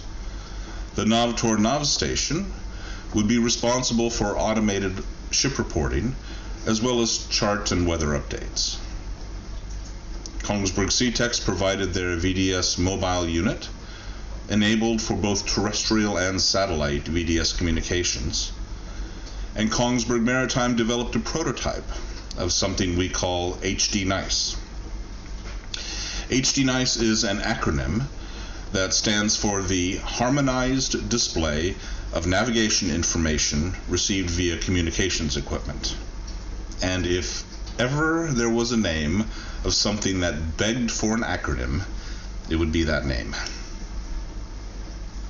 HD Nice is a new ship system. It was developed as a prototype in the Sesame project to support the Norwegian Maritime Authority's initiative in IMO concerning a harmonized display of navigation information. The purpose of HD Nice is to display the legacy navigation information communications such as Navtex, as well as maritime safety information and other navigational warnings. But we have found that HD Nice serves well as a sort of hub, relieving the ECDIS from being burdened by an overabundance of e-navigation information, while serving as an important link between the back of bridge planning station and the front of bridge ectus. This is a tale of 5 vessels. And of course, no e-navigation testbed is complete without vessels. So, with the characters cast, services, locations, and systems identified, the vessels, waiting patiently in the wings, can now join this tale. The first vessel to enter is a reefer, operating primarily along the coast of Norway. This vessel is equipped with the nav station, and through the nav station will be able to report in an automated way to BARREP, as well as receive regular chart updates, weather information, and maritime safety information. By automating reporting and harmonizing the display of safety information, the intention is that the vessel will sail more safely, as the bridge team can devote its attention to safe navigation instead of the more tedious tasks of reporting and looking up information. The next vessel on stage is a ferry operating in the Oslo Fjord. Ferries are good testbed vessels because they make short journeys. They're usually fairly easy to board if you need to install equipment, and they make the same journey, in this case twice a day, which means the shore infrastructure does not go unutilized for long periods of time. As the ferry sails from one side of the fjord to the other, a journey of approximately 3 hours, she will use the Kongsberg Ectus, HD NICE, and VDS mobile unit, which will enable her to receive reference routes from the VTS, as well as maritime safety information and navigational warnings. The Trondheim Test Fjord vessel, also known as the Ocean Space Project, will have a full complement of equipment, and with this vessel we plan to test use of satellite and terrestrial VDS for sending all types of e-navigation information, such as ship reports, maritime safety information, and the reference routes. The test bed would not be complete without an arrival service provider, and so this tugboat is just one of several to carry a tablet on board with the Just-in-Time Arrival Collaborator, or JIT Collaborator. With the JIT Collaborator, the tug will be able to accept jobs in the Hummer estuary, indicate its readiness, start and stop a job, and see the status of other service providers on the same job, including how long they have to finish. The aim is that by using this JIT Collaborator, all service providers will work smarter and more efficiently. We hope to see bottlenecks and delays identified earlier, and voice communications reduced, and some being replaced altogether with text messages. The final vessel is a ro-ro, sailing nearly every ocean. This vessel, equipped with the nav station, will be able to report at BARREP, Kaldov-rep, and Strait-rep, as well as receive chart updates, weather data, and maritime safety information. And this is where we see a true revolution. For these mandatory reporting systems are developed by different technology providers, yet they are harmonized so that the ship doesn't have to use multiple systems for reporting, but can satisfy any and all mandatory reporting requirements with one system and reporting in one way. When reporting services are harmonized, this becomes possible. So what does the future hold for our merry band of 5 vessels and shore stations? The possibilities might not be endless, but they are promising. When reporting is automated and includes pre-arrival reporting, vessels will be less likely to experience delays and detentions due to incomplete or inaccurate reporting. When route information is shared between ship and shore and ship operators are more likely to share the same understanding of the situation, which makes collaborative decision support possible. And when maritime services are digitalized and their display is harmonized, mariners are more likely to get the information they require in a way that is more easily comprehended. And VTS operators will be able to share information in a form such as draw objects in geo-referenced areas that visualize the information service that has been, up until now, shared only by VHF and the occasional AIS message. And of course, the ultimate goal is fewer accidents at sea, less damage to the environment, and a reduction in pollution. So these 5 vessels, and others like them, are a growing number of actors leading the digital transformation of maritime transportation, and it has been my pleasure to lead this project. The Sesame Solution 2 testbed will continue until the end of this year, and I look forward to your questions. Thank you. Yeah, hopefully there will be some questions posted later on so we can address them to the right guest speaker. Well, back to you, Mr. Trainer, and to the final presenter. Okay, thank you. And thank you, Todd, for your presentation on automated reporting and how vessels can actually embrace digital maritime services. Our next speaker is Martin Ibn.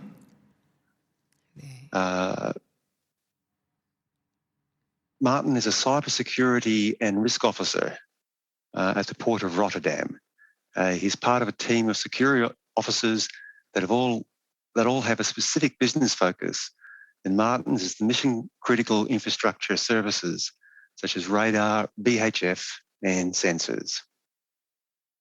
He's responsible for policy, enforcement, and implementation, such as the cybersecurity strategy, and is involved in all projects and day-to-day operational management of the VTS systems. Martin's title is Cybersecurity in VTS. Over to you, Martin. Hi there. Warm welcome from my home office near Rotterdam. Today I'm going to tell you something about cybersecurity in VTS. I'm not going to tell you how we did things at the Port of Rotterdam, but I am going to tell you about some best practices. First of all, why would someone want to hurt your port? Why would someone actually want to bring your VTS down? Well, first of all, it might just happen by accident. Things like ransomware do not target your port directly or your VTS systems. It just happens, and they want some bitcoins, and they want to make money out of it, and it happens. But it also may be deliberate. You may have an unhappy employee, but there are other nations maybe, or there may be terrorism, or what we call hacktivism, that might impact your port. This is one of the few slides I have for you with a lot of text on it, because it's important to know what is different in this world with VTS. I mean, we have it for a lot of years, VTS, and why is cybersecurity more important than ever? Well, first of all, good to know, like every IT system, VTS is an IT system these days, and it can be hacked and it can be disrupted. But there's an increasing chance, mostly because systems get interconnected all the time. Much more external connections are with other VTS systems or other authorities.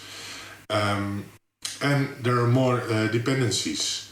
It's not really today, but it's coming that autonomous ships will be sailing our ports. And if we cannot communicate in the right manner with them, they might bump into another ship. So it's more and more important that our VTS systems are protected for that. And the big, well, how to say it, the big problem we have is that VTS systems have always been built for stability, for operation, and lesser for security. that is changing, but it's the most important reason why I have this presentation today, as there's a lot of work to do still. And yes, it does happen. I'm not saying these are all VTS related, some are just terminals that are hit, but it does have quite an impact. This is what can happen. This is a photo that was taken some weeks ago in Rotterdam. It was not related by a security incident or whatever, it had another reason. But this is what you get. Not only problems on the water, but long lines of trucks. And like I say here, your dinner might be in one of them. What is your enemy? What's the biggest risks you actually have? Well, first of all, people. And most of them by accident. Just your VTS operators or maybe your personnel managing the system might just do something that breaks your system. And that is actually what's most important. And people are always thinking about firewalls and other technical measures, but please start with your people. That's really the most important. And like I said before, you can also have someone, an employee that's not so happy and for some reason decides to break something. And that's also something you can prevent.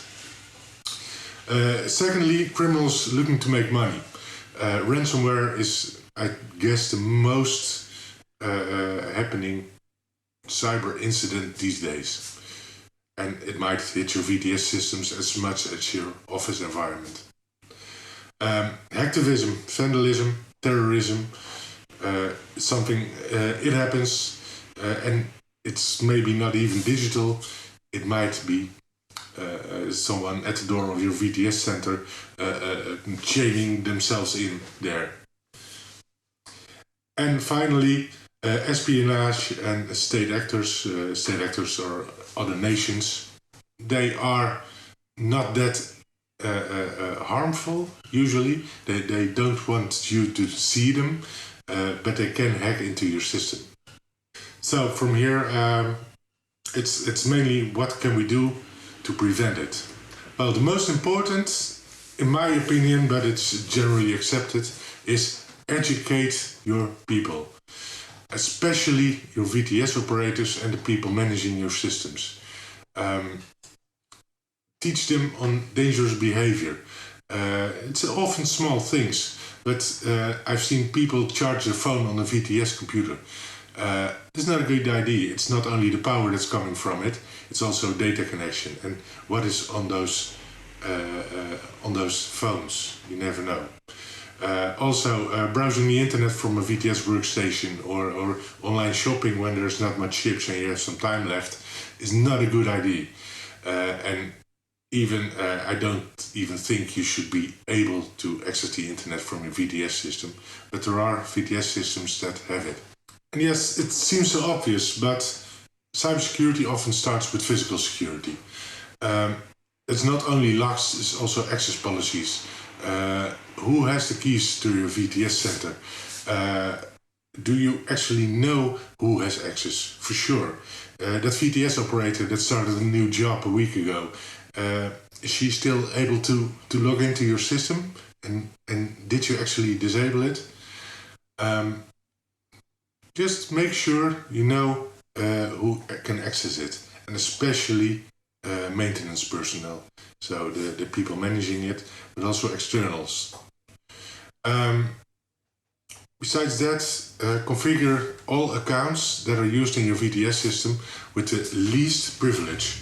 That means only allow them to use what's actually needed to do the work.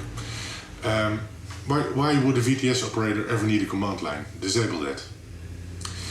And you should take measures to know who you can trust. Perform background checks if allowed in your company, and especially for your external personnel. Let them prove that their personnel is trustworthy. Most VTS systems were built for stability, and you might think if it ain't broken, don't fix it, and that happens very often. But often it is broken without you knowing it. There are a lot of security bugs and vulnerabilities, and they are never patched in VTS systems. That is something, it's done for stability, but it's still a risk. And the incidents might be very much severe, and you can prevent that. But even if you decide not to patch, make sure you know what vulnerabilities there are. Have your list. Know what's the risk on your system, so you can take other measures, maybe workarounds, implement a firewall to prevent any impact. That's all things that happen. Also, make sure related systems are patched. A UPS, just to keep your systems running, it's often connected to the network. Those have patches too. Your out-of-band management from a server, like an IALA or IPMI interface, those all are patched for security bugs, and don't forget them. Have a complete inventory of everything you have, and have a list of bugs there are and things you can do, and if possible, apply those patches. A good resource to get your patches is the US CERT. It's a computer emergency response team, and they have a lot of mailing lists you can subscribe to. Keep safe distance. That is for VTS systems very important, and it's not physical distance, of course, but have them separated. Keep them separated from your office systems. Keep them separated from your Windows environment, and have some firewalls implemented. If possible, don't connect them at all. No physical connections to other networks.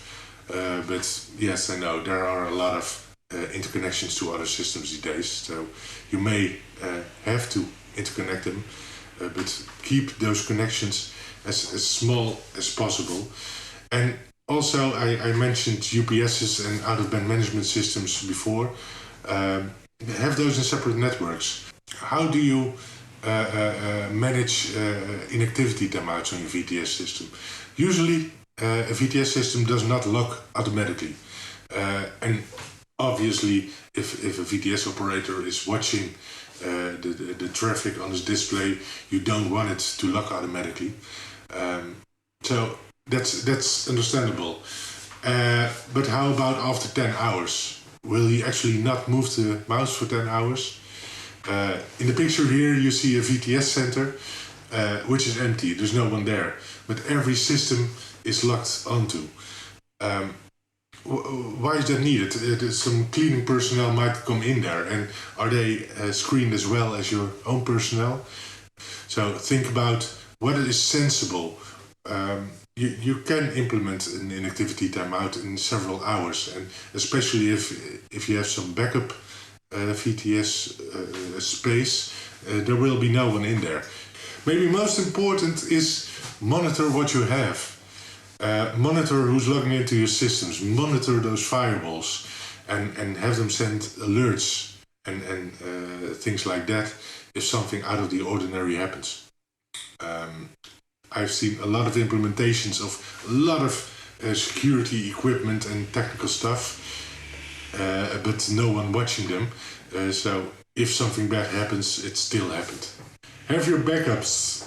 VTS systems are usually real-time systems, so not much to do in the sense of backups, but there might be a specific configuration. Make sure you have that off-site on the tape or something, and make sure you can actually recover it and test that. Can you, when all your systems have been locked, for instance with ransomware, are you sure you can reinstall them in a timely manner and that you have the right configuration at hand? And then there are a lot of things you can do anything about. The picture you see here is an incident that happened on the coast of Corsica some years ago, and this was AES spoofing. Someone, for some reason, sent out a lot of AES tracks, which completely cloaked the map. And it might have been for some fishing boat that didn't want to be discovered there, or anything, but this is a problem. And what can you do about this? Absolutely nothing. I can use this device. It's just a VHF handheld transceiver. I can use it to block the communication of the VTS. That's very easy. And yes, new technologies are coming. We're working on VDES, which improves a lot of things, but it still can happen. Have your plans ready. Maybe binoculars and a handheld thing can help. Or maybe you can switch off the AES transceivers and just work on your radar if you have both. Those are things to think about and know how to activate them quickly whenever needed. This is the most common way to address cybersecurity. If you don't know where to start, make your list of risks and just go with a couple of people in a room and make your list. And then for every risk you can think of, say what's the likelihood of occurring and what's the consequences. Then you plot them in a matrix like this, and they will end up in the top right corner or in some other place, and then you can prioritize them. Just start with what's the highest risk. And then, of course, you don't have to do it alone. There are a lot of companies that can help you. And a lot of cybersecurity specialists. There are a lot of standards, but many of the companies that are specialized in cybersecurity are not specialized in a vital system like a VTS system. Make sure that if you call for help, that they have the right knowledge to actually help you. So, I would like to thank you and hope to see you in real life very soon all again. Bye. Thank you very much. Yeah, that's what we are hoping too, right? Huh, Mr. Trainer, to see each other in real life. That would be nice. Exactly. Yeah, thank you. Is there anything that you would like to add or? Just to thank Martin for, I think, what was a very practical presentation on cybersecurity and the threat it does pose as we face, increasing connectivity. It's quite good to see a lot of very practical suggestions there. So, yes, thank you, Martin. Yeah, it was a great presentation. Yeah, and I'm just noting the time, so I might just hand back over to you, Pauline. Thank you very much. We're running close to our time limit. Yeah, and thank you very much for being twice with us this week. And I hope to see you or that you are around tomorrow in the final day with the closing ceremony. Thank you very much and have a wonderful evening. Thank you. So we will be back at 1:20 with our next session of today, VTS training and certification. So we'll be right back. Thank you.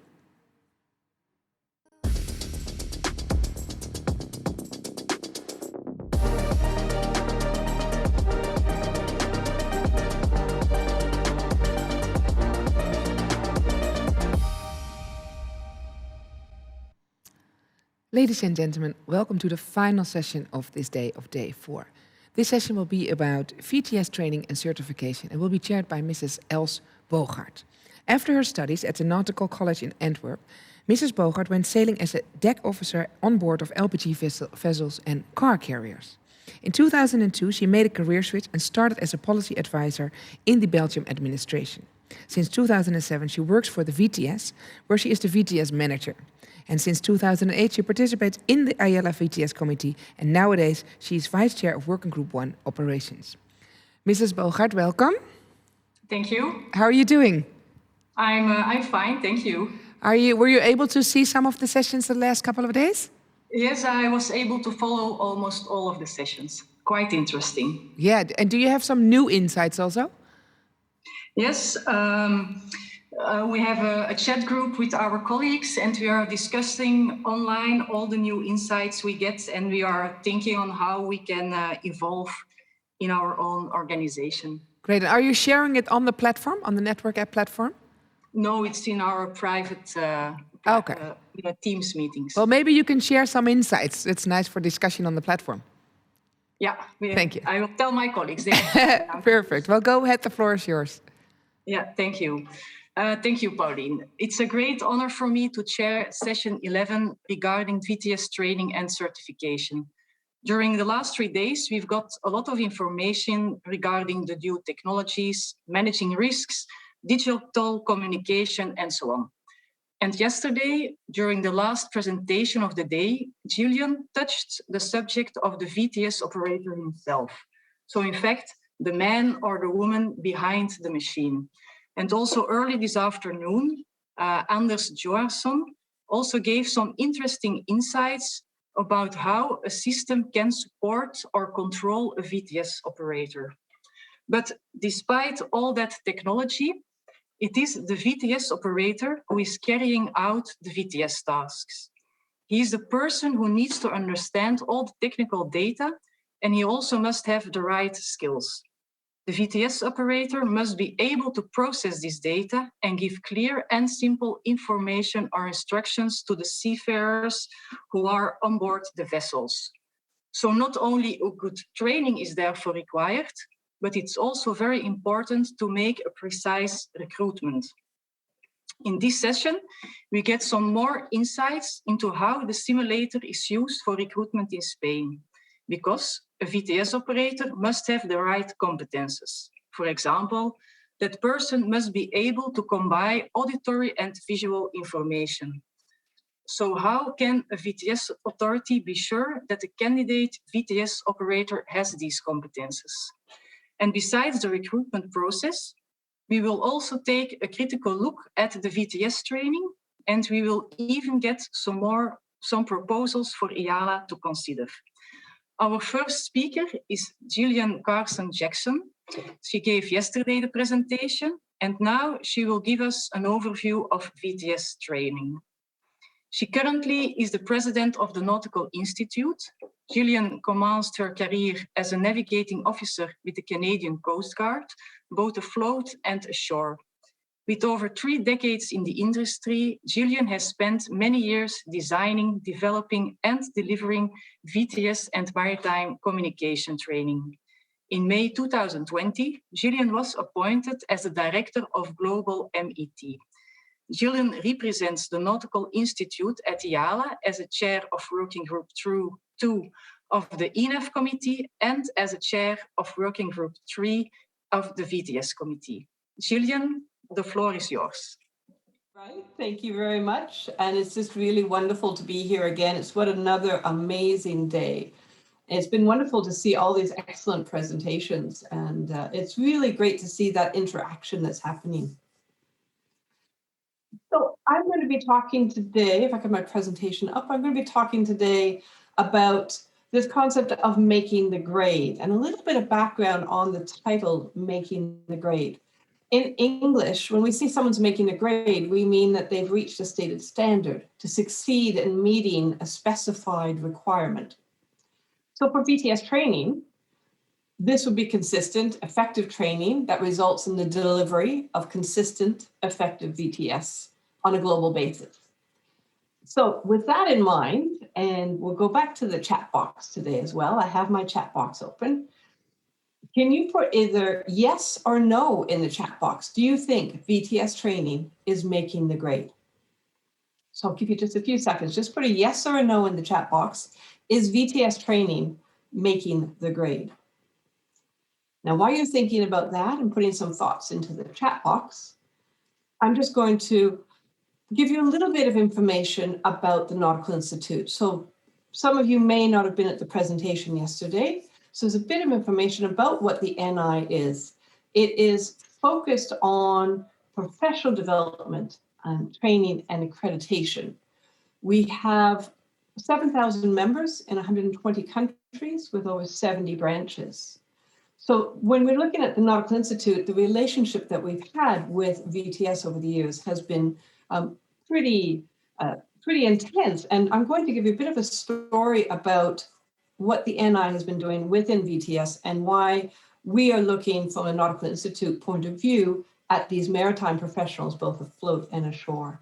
I'm getting some really great answers coming in, and it looks like it's almost pretty much uniform. Yes, well, that's fantastic. So it's really great to know that we seem to be hitting the right points when we're looking at VTS training and making the grade. In 2017, the Nautical Institute carried out a survey of its membership on the effectiveness of aids to navigation, including VTS. The results were presented at the IALA conference in Incheon, South Korea in 2018. And they highlighted some concern regarding the standardization of training of VTS personnel, and maybe a little bit of concern about making that grade. In Q2 of 2019, the Nautical Institute implemented an audit process to assist competent authorities in the accreditation of VTS training facilities and to approve courses.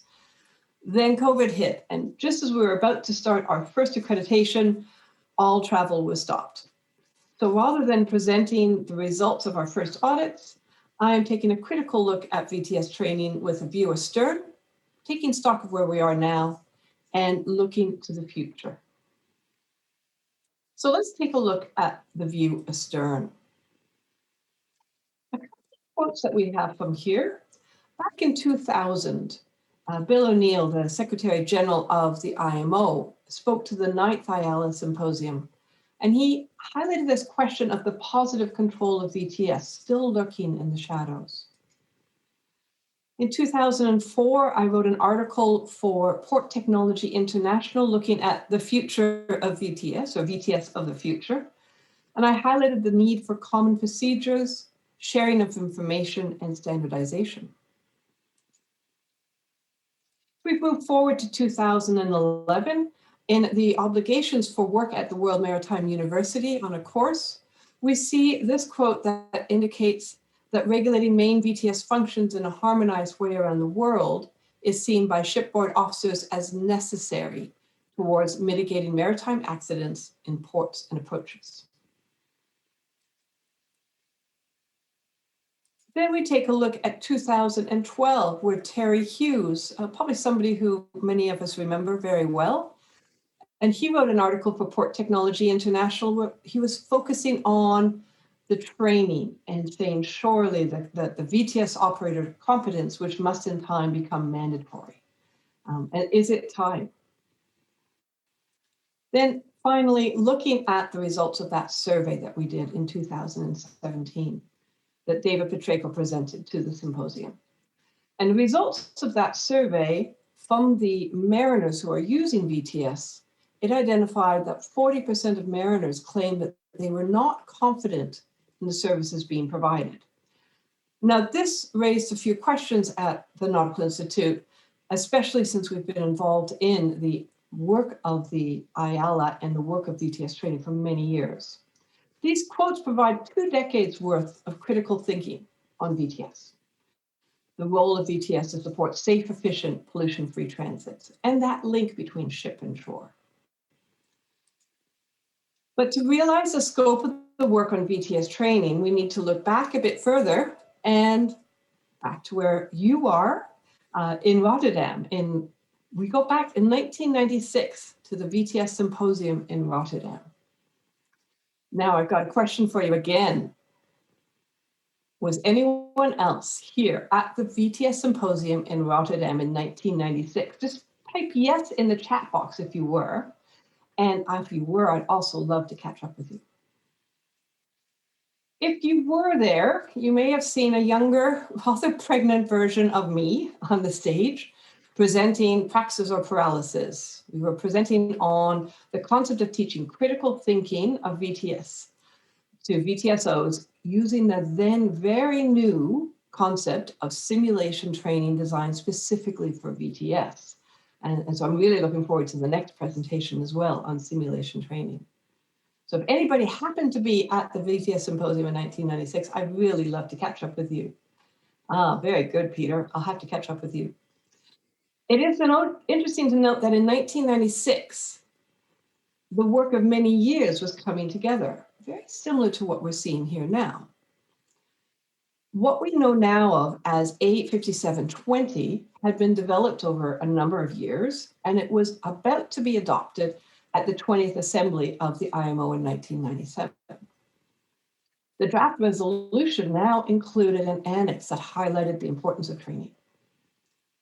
In addition, the STCW 1978 had been amended just the year before in 1995. It now included a resolution 10, concerning the training of maritime pilots, vessel traffic personnel, and maritime personnel. So things were starting to come together. The conclusions of that symposium really highlighted this link between ship and shore, between the VTS operators and the ship's crew. And I must have been pretty well caught up, I guess, in the energy of the event, because I took the floor at the closing plenary and I proposed to IALA that they develop training standards for VTS personnel, building on the model of the STCW at the time. And as we all know, it was a challenge that IALA took on. So that was 1996. What's happened in 25 years? While following the symposium, IALA set up an ad hoc group on training and certification standards. This was devoted to the development of the recommendation and the model courses, what we came to know as V103. And the Nautical Institute was there from the very start. Jeffrey Eads was the chair of the ad hoc group, and IALA provided a dedicated secretary with Peter Kent. I was honored to participate in that group from the beginning. I chaired one of the groups on competence, while Terry Hughes chaired the other group developing the core standard. A few years later, that ad hoc group was then absorbed into the VTS committee, and it formed the Working Group 3. Now, that Working Group 3 is where I'm now working again. So it seems like I'm almost in a way, I've come full circle. So through the years, we've seen changes and developments, but the focus on VTS training, looking at the actual role of the VTS personnel, the skills, the knowledge, and the attitudes required for that role remained. So where are we now 25 years on? Taking stock of where we're at now. Well, this week, I took a look at the IALA website, and there were 35 accredited training organizations approved to deliver VTS training in 22 countries. The revision of the resolution A857-20, that was so new back in 1996 when we started on this journey, it's now on its route to be revised, heading to the IMO Assembly for, we hope, approval later this year. And just like that A857-20, where it focused on training, this has a clear link to the training of VTS operators. Generic VTS training, on-the-job training, revalidation training. I just have to make a comment because I'm looking at this and I've got a couple of answers back here. Somebody was 1 year old in 1996, so there we go. And someone else, oh, Stefan, you were still in high school.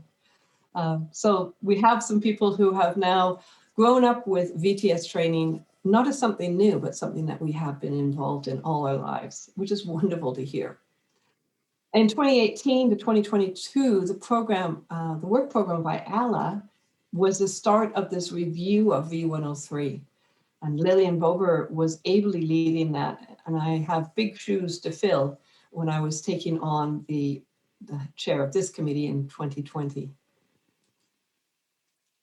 So now we are entering this time of transition. We have approved the new recommendation of RO103. So this is what used to be called V103. It's now the recommendation RO103 and guideline 1156. So those were approved in December 2020. We are now doing a systematic, detailed review and revision of all the model courses. We're starting with the V103-1 VTS operator, and we're well on our way of that. So this review of what in essence has remained unchanged for about 2 decades will need to be addressed and implemented by the IALA members, by the training authorities. This will take some time and effort, but it really is required that we do this for VTS to make the grade, VTS training to make the grade. So this leads me to my first proposal. All of these changes will require those providing training, auditing the training, and using VTS to get up to speed with the changes. The full review of the VTS training will require a transition approach for training delivery, as well as the recurrent and updating training of the VTS personnel to address those changes. So I think there's a need to identify this transitional approach and how are we going to move forward.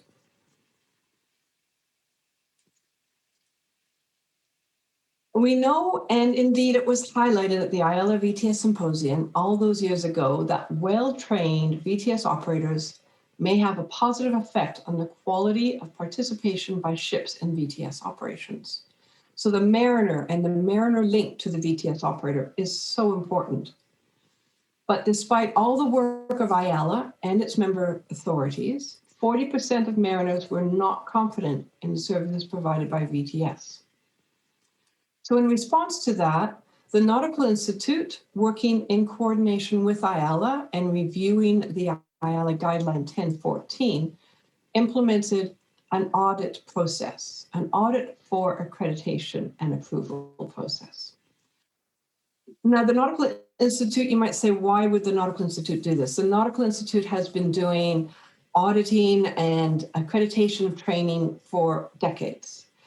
Dynamic positioning, oil spill response, ice navigation, looking at how to ensure that those who are doing the operations, the practitioners, are meeting that grade. They're making that grade of that standard that is set by the industry.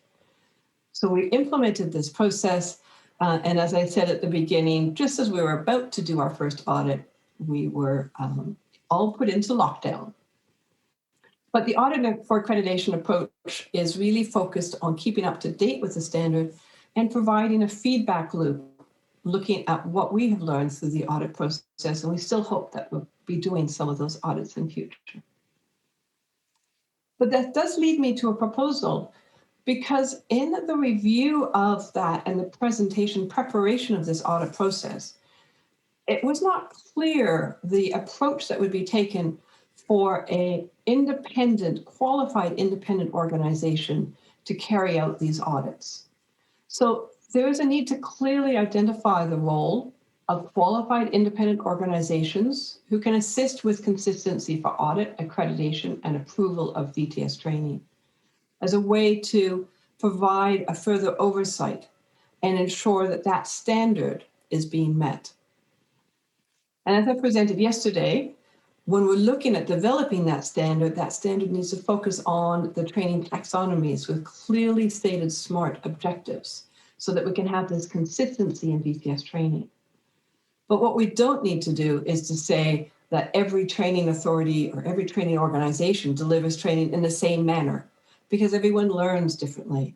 And all of the approaches we have need to be focused on the outcome to ensure that we have this same standard.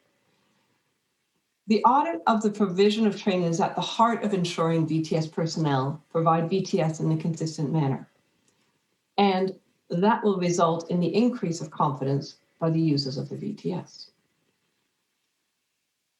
So is VTS training making the grade?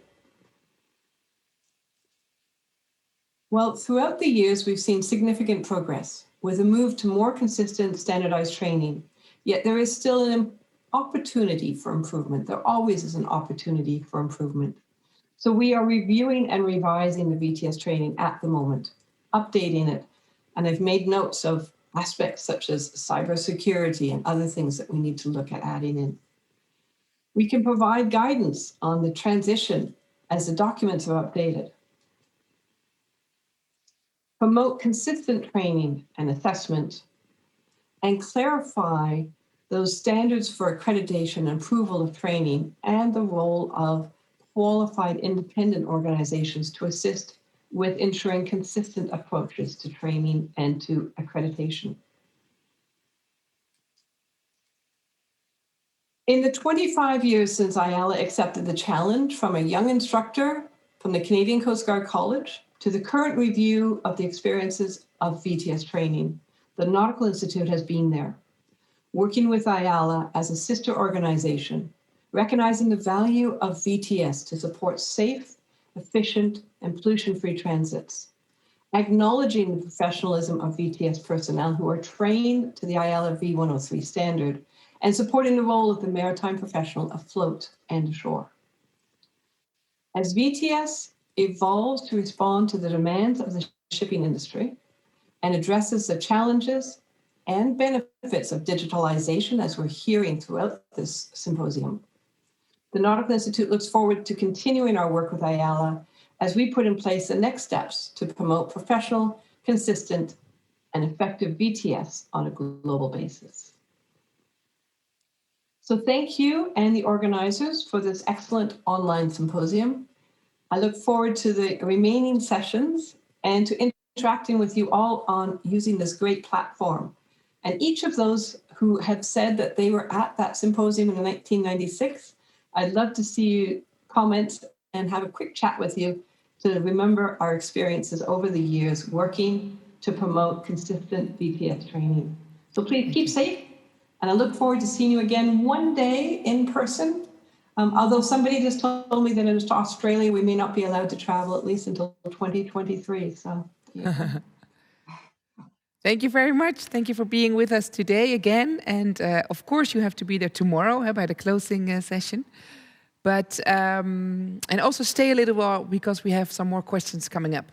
And it's great because tomorrow we can see who is one of the most active participants on the platform. So maybe it's going to be you. I'll see you tomorrow. Back to you, Ms. Bogaert. Yes, thank you, Jillian, for your excellent presentation. It was very interesting. Now we all got the history of how it comes that we are where we are standing today regarding VTS training. And the main thing I remember is that the link to the mariner is so important, and that we must meet the standards of the training. Thank you very much. Thank you. Yeah, let's go to the second session of this session. Our next speaker is Carlos Fernandez Salinas, and he will give a presentation on designing simulation exercises for recruitment of VTS operators. He's a professional seaman. Since 1993, he joined the Spanish Safety and Rescue Agency as a VTS operator, and later he became a supervisor. Since 2013, he is head of the VTS area and responsible for VTS training. That year, he also started to attend the IALA VTS committee. Carlos is also author of the book Collision at Sea and co-author of the book Vessel Traffic Services.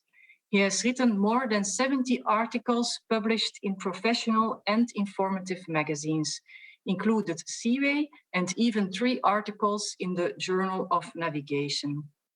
He is also the author of the novel Sensible Seamen Read the Rhythm of the Waves and a collection of short stories, What the Sea Hides. Carlos, the floor is yours. Thank you very much, Els, for your nice presentation. Thank you very much to the organization for this wonderful meeting that I am enjoying so much. So,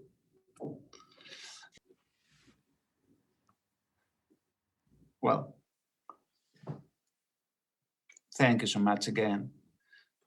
If you ask a person how to solve this simple integral, maybe her answer or her answer will be, oh, sorry, but I don't remember how to do it.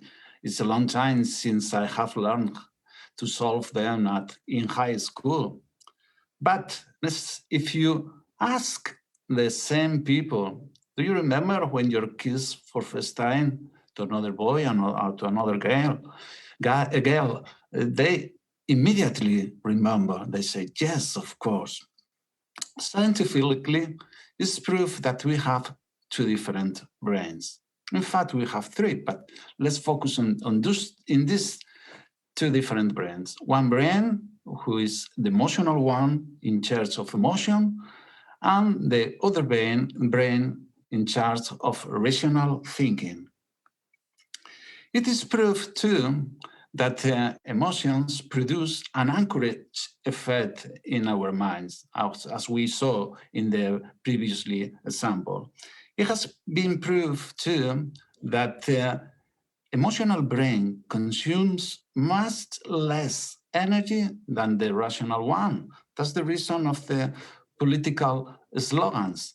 Politicians know that we prefer spending the evening watching Netflix than reading Schopenhauer. So they send to us very easy message trying to awake our emotion. Just both us, it's not necessary to think about it, and that is sorry for choosing an example of a politician that doesn't belong to my country, but I promise that here at Spain we have hundreds of hilarious political slogans, but they are written in Spanish, so maybe you don't understand them. What is proof is that there is not human reaction with the previous emotion that provoke it. That means, talking about BTS operator. A BTS operator just have the traffic image, projected traffic image of the present to the near future in order to discover if something is going to be wrong. In that case, if he receives a stimulus, he reacts in consequence. So if we want to select the best BTS operators, we must dive in their brain, because everything is happening in this brain. And the problem is that the most impenetrable structure in the world is the human brain. And it's a very easy proof. We will never know what is real thinking the person who is sitting next to us. So some years ago, I'm talking about 3-4 years, we here realized that we are choosing some candidates that later on in the BTS centers, they don't fulfill all the expectations. It was just a few cases, it's true, not too much, but we start to thinking what is happening in real. Our requirement process is it's both combination of theoretical and practical exams. It's very important to underline that in Spain, BTS operators must deal with any kind of incident in the BTS area. I mean, not only traffic management, I mean search and rescue, or even an incident pollution. And everything except military incident. So for that reason, at Spain, BTS operator, they need to have a nautical background. And they have to pass some exams. For example, the theoretical exams, we are talking about national and international safety regulations, as well as EMSAR, as MARPOL, as, for example, IALA documents like 1089 guideline and the guideline 1132 about BTS and VHF communication. So they have to the psychotechnic test, and they have an interview with a psychologist, and both exams in English, writing and oral. The problem was that maybe the recruitment process is fine for a lot of years, but now some candidates are changed. And it's natural because you can see the perspective of life of a millennium is completely different to a person like me, a baby boomer of the 60s. When I was a student, the information was scanty, just a little, and was really expensive. And now you have all the information at your disposal, and it's almost free. So the perception of life of a new candidate should be very different for the older ones. But we really believe that the personal attribute that the BTS operator needs are still valid. I am talking about, for example, distinguishing among relevant and irrelevant information. For example, talking about combining auditory and visual information. For example, priority science, for example, showing initiative, that means being proactive or working under stress conditions. So for that reason, we decided, well, let's add to our recruitment process, let's add just a new proof, a new test. And this is a simulation, an individual simulation carried out in Jovellanos Center. You can see here the simulator is 3 BTS operator positions and some debriefing facilities. This is the candidate position. It's very important that this photograph was taken 2 years ago before the coronavirus crisis. As you can see, the candidate have a BTS equipment, a standard VHF marine radio, and a telephone. Because you know, in a BTS, you do a lot of work by telephone, not only by VHF. This is the position where the candidate is observed by a sensor. You can see there the soundproof glass. And they have the sensors, they have a TV camera circuit, so they can see complete all the movements of the future candidate. We have 3 assessors, 2 BTS managers and 1 psychologist coming from University of Oviedo. There is another room, is the room for authorized observers, for example, union representative or people from coming from the human resource department of my company.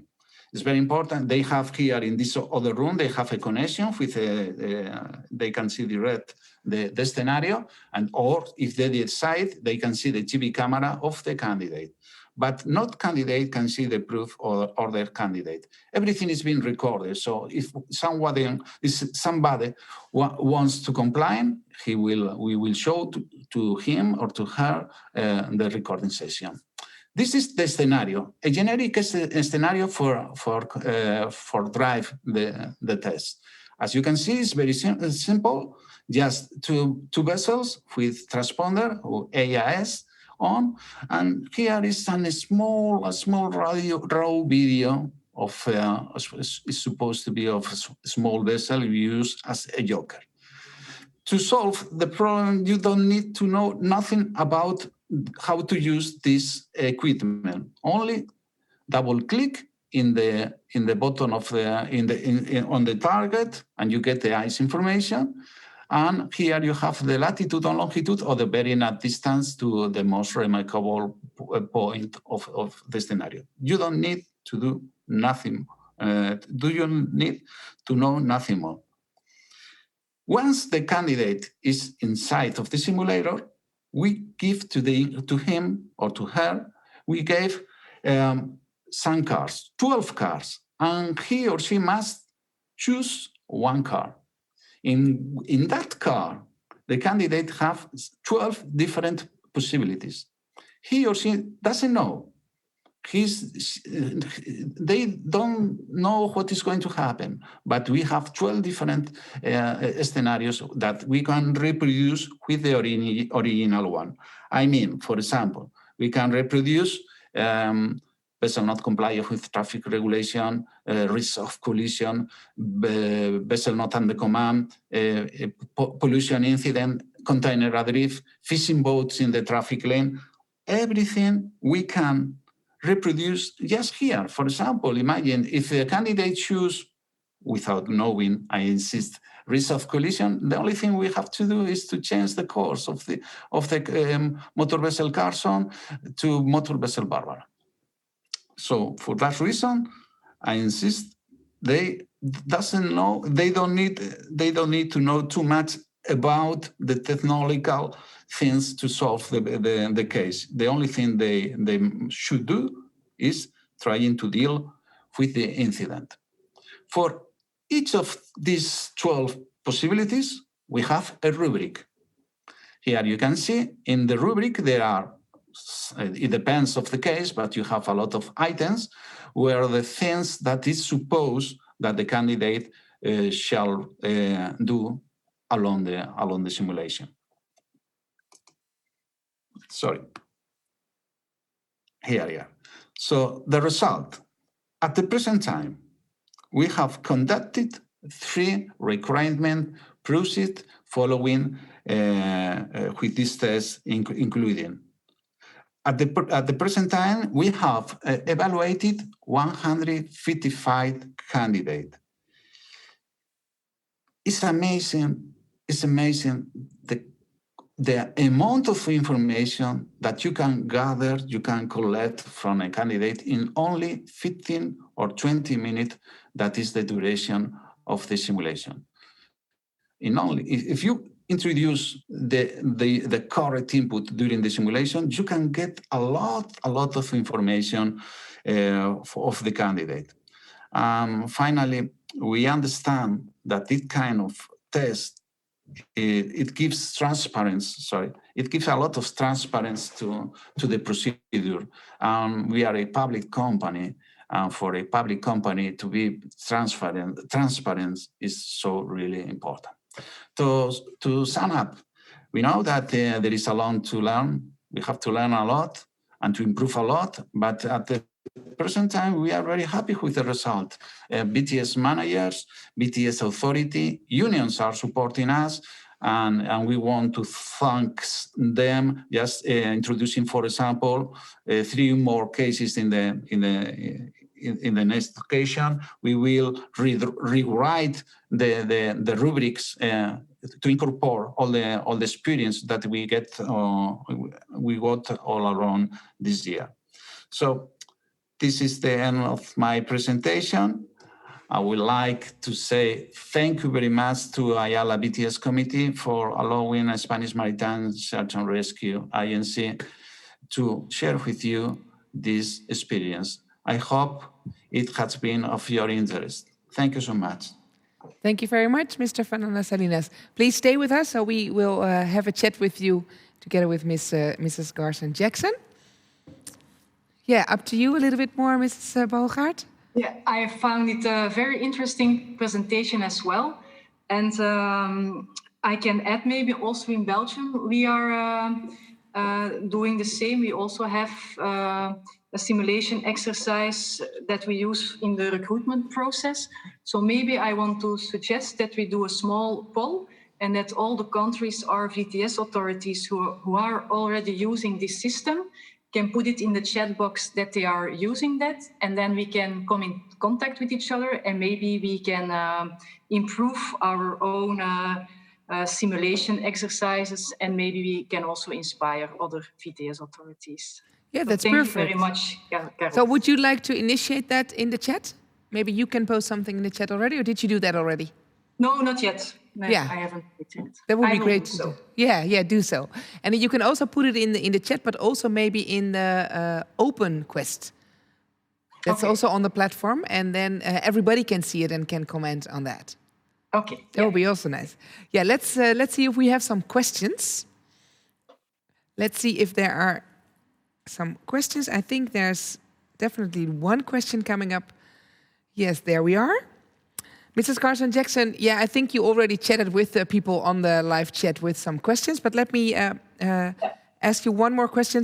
Are there any plans to conduct a survey of VTS authorities as to their training requirements as part of reviewing, updating the training modules, particularly with adoption of the new resolution on VTS? And that's a really good point. And it wasn't actually in our plan at the moment, but it's a really good way to look forward. With the new resolution coming, I think there is this transition period. So once we get the new resolution in place, there will have to be some further steps that are taken, but it would be excellent to know how that training is going. And actually, I've already discussed with the Nautical Institute, we'd like to do a further survey of the users of the VTS, similar to what we did in 2017. But it makes more sense to do it after the new resolution has been agreed and is in place, so that we can have that see what's changed over the years. Yeah. But it's a very good idea, so I'll take that on board. Good. Yeah, it's been quite a journey since 1996.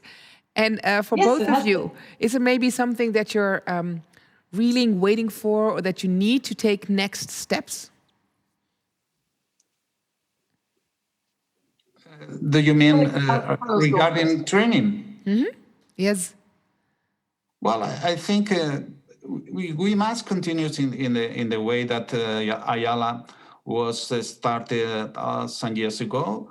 And it's very important to produce standards. And as Gillian told before, it's very important to update that standard. So currently, IALA BTS committee is updating the training model courses. It has been started, the model course /1, 103/1. And I think it's very important to, is my opinion, just to focus in the training of the existing personnel, the revalidation process. Because we are starting now at Spain, and we noticed that it has been a lot of time for some people that have passed the first training a lot of years ago, and they need to update all the knowledge and skill. I think that's my point. But I think also in this new digital world, that there are so many opportunities to upgrade, to standardize, and to get so many people involved. And Yes, there's some. Sorry. Yeah, go ahead, Mrs. Carson Jackson. I was just going to just build on what Carlos has said. Is there's some really great opportunities now. Came out in the chat as well about doing some online training or e-learning, some self-monitoring. I've been working and looking into the concept of micro-learning, for example, ways that people can keep up to date and keep up on the standard. But it's going to be a very interesting time. We're in a real state of flux now with the new resolution, the changes to RO 103, the new G1156. So we've got a lot of changes that are happening right now. So it's going to be very interesting next couple of years, I think. Yeah, nice. Dynamic world we're living in. Is there anything that you would like to add? Because otherwise I would like to wrap up this conversation. But it's up to you. Thank you very much. Thank you for being with us. And of course, I will thank the chair. Thank you, Mrs. Bogart, for being with us. Thank you, Pauline. And hope you have a wonderful afternoon. And we'll see you back tomorrow. Yes, absolutely. All of you. Good. Thank you very much for watching this session at day 4. And like I said, tomorrow is the final day. It's day 5 of IALA 2021. And of course, we will start at the same time. It's 11 UTC time, so make sure you're there because it's going to be an exciting day. We start with a theme session number 12, like we promised, 12 sessions. It's about math challenges. And afterward, we'll have a closing ceremony. And of course, we will have great guests as well in the studio as online. So make sure that you stay active on the platform, but also get some rest because you have to be ready for tomorrow for the final day. Have a wonderful day, morning, or evening.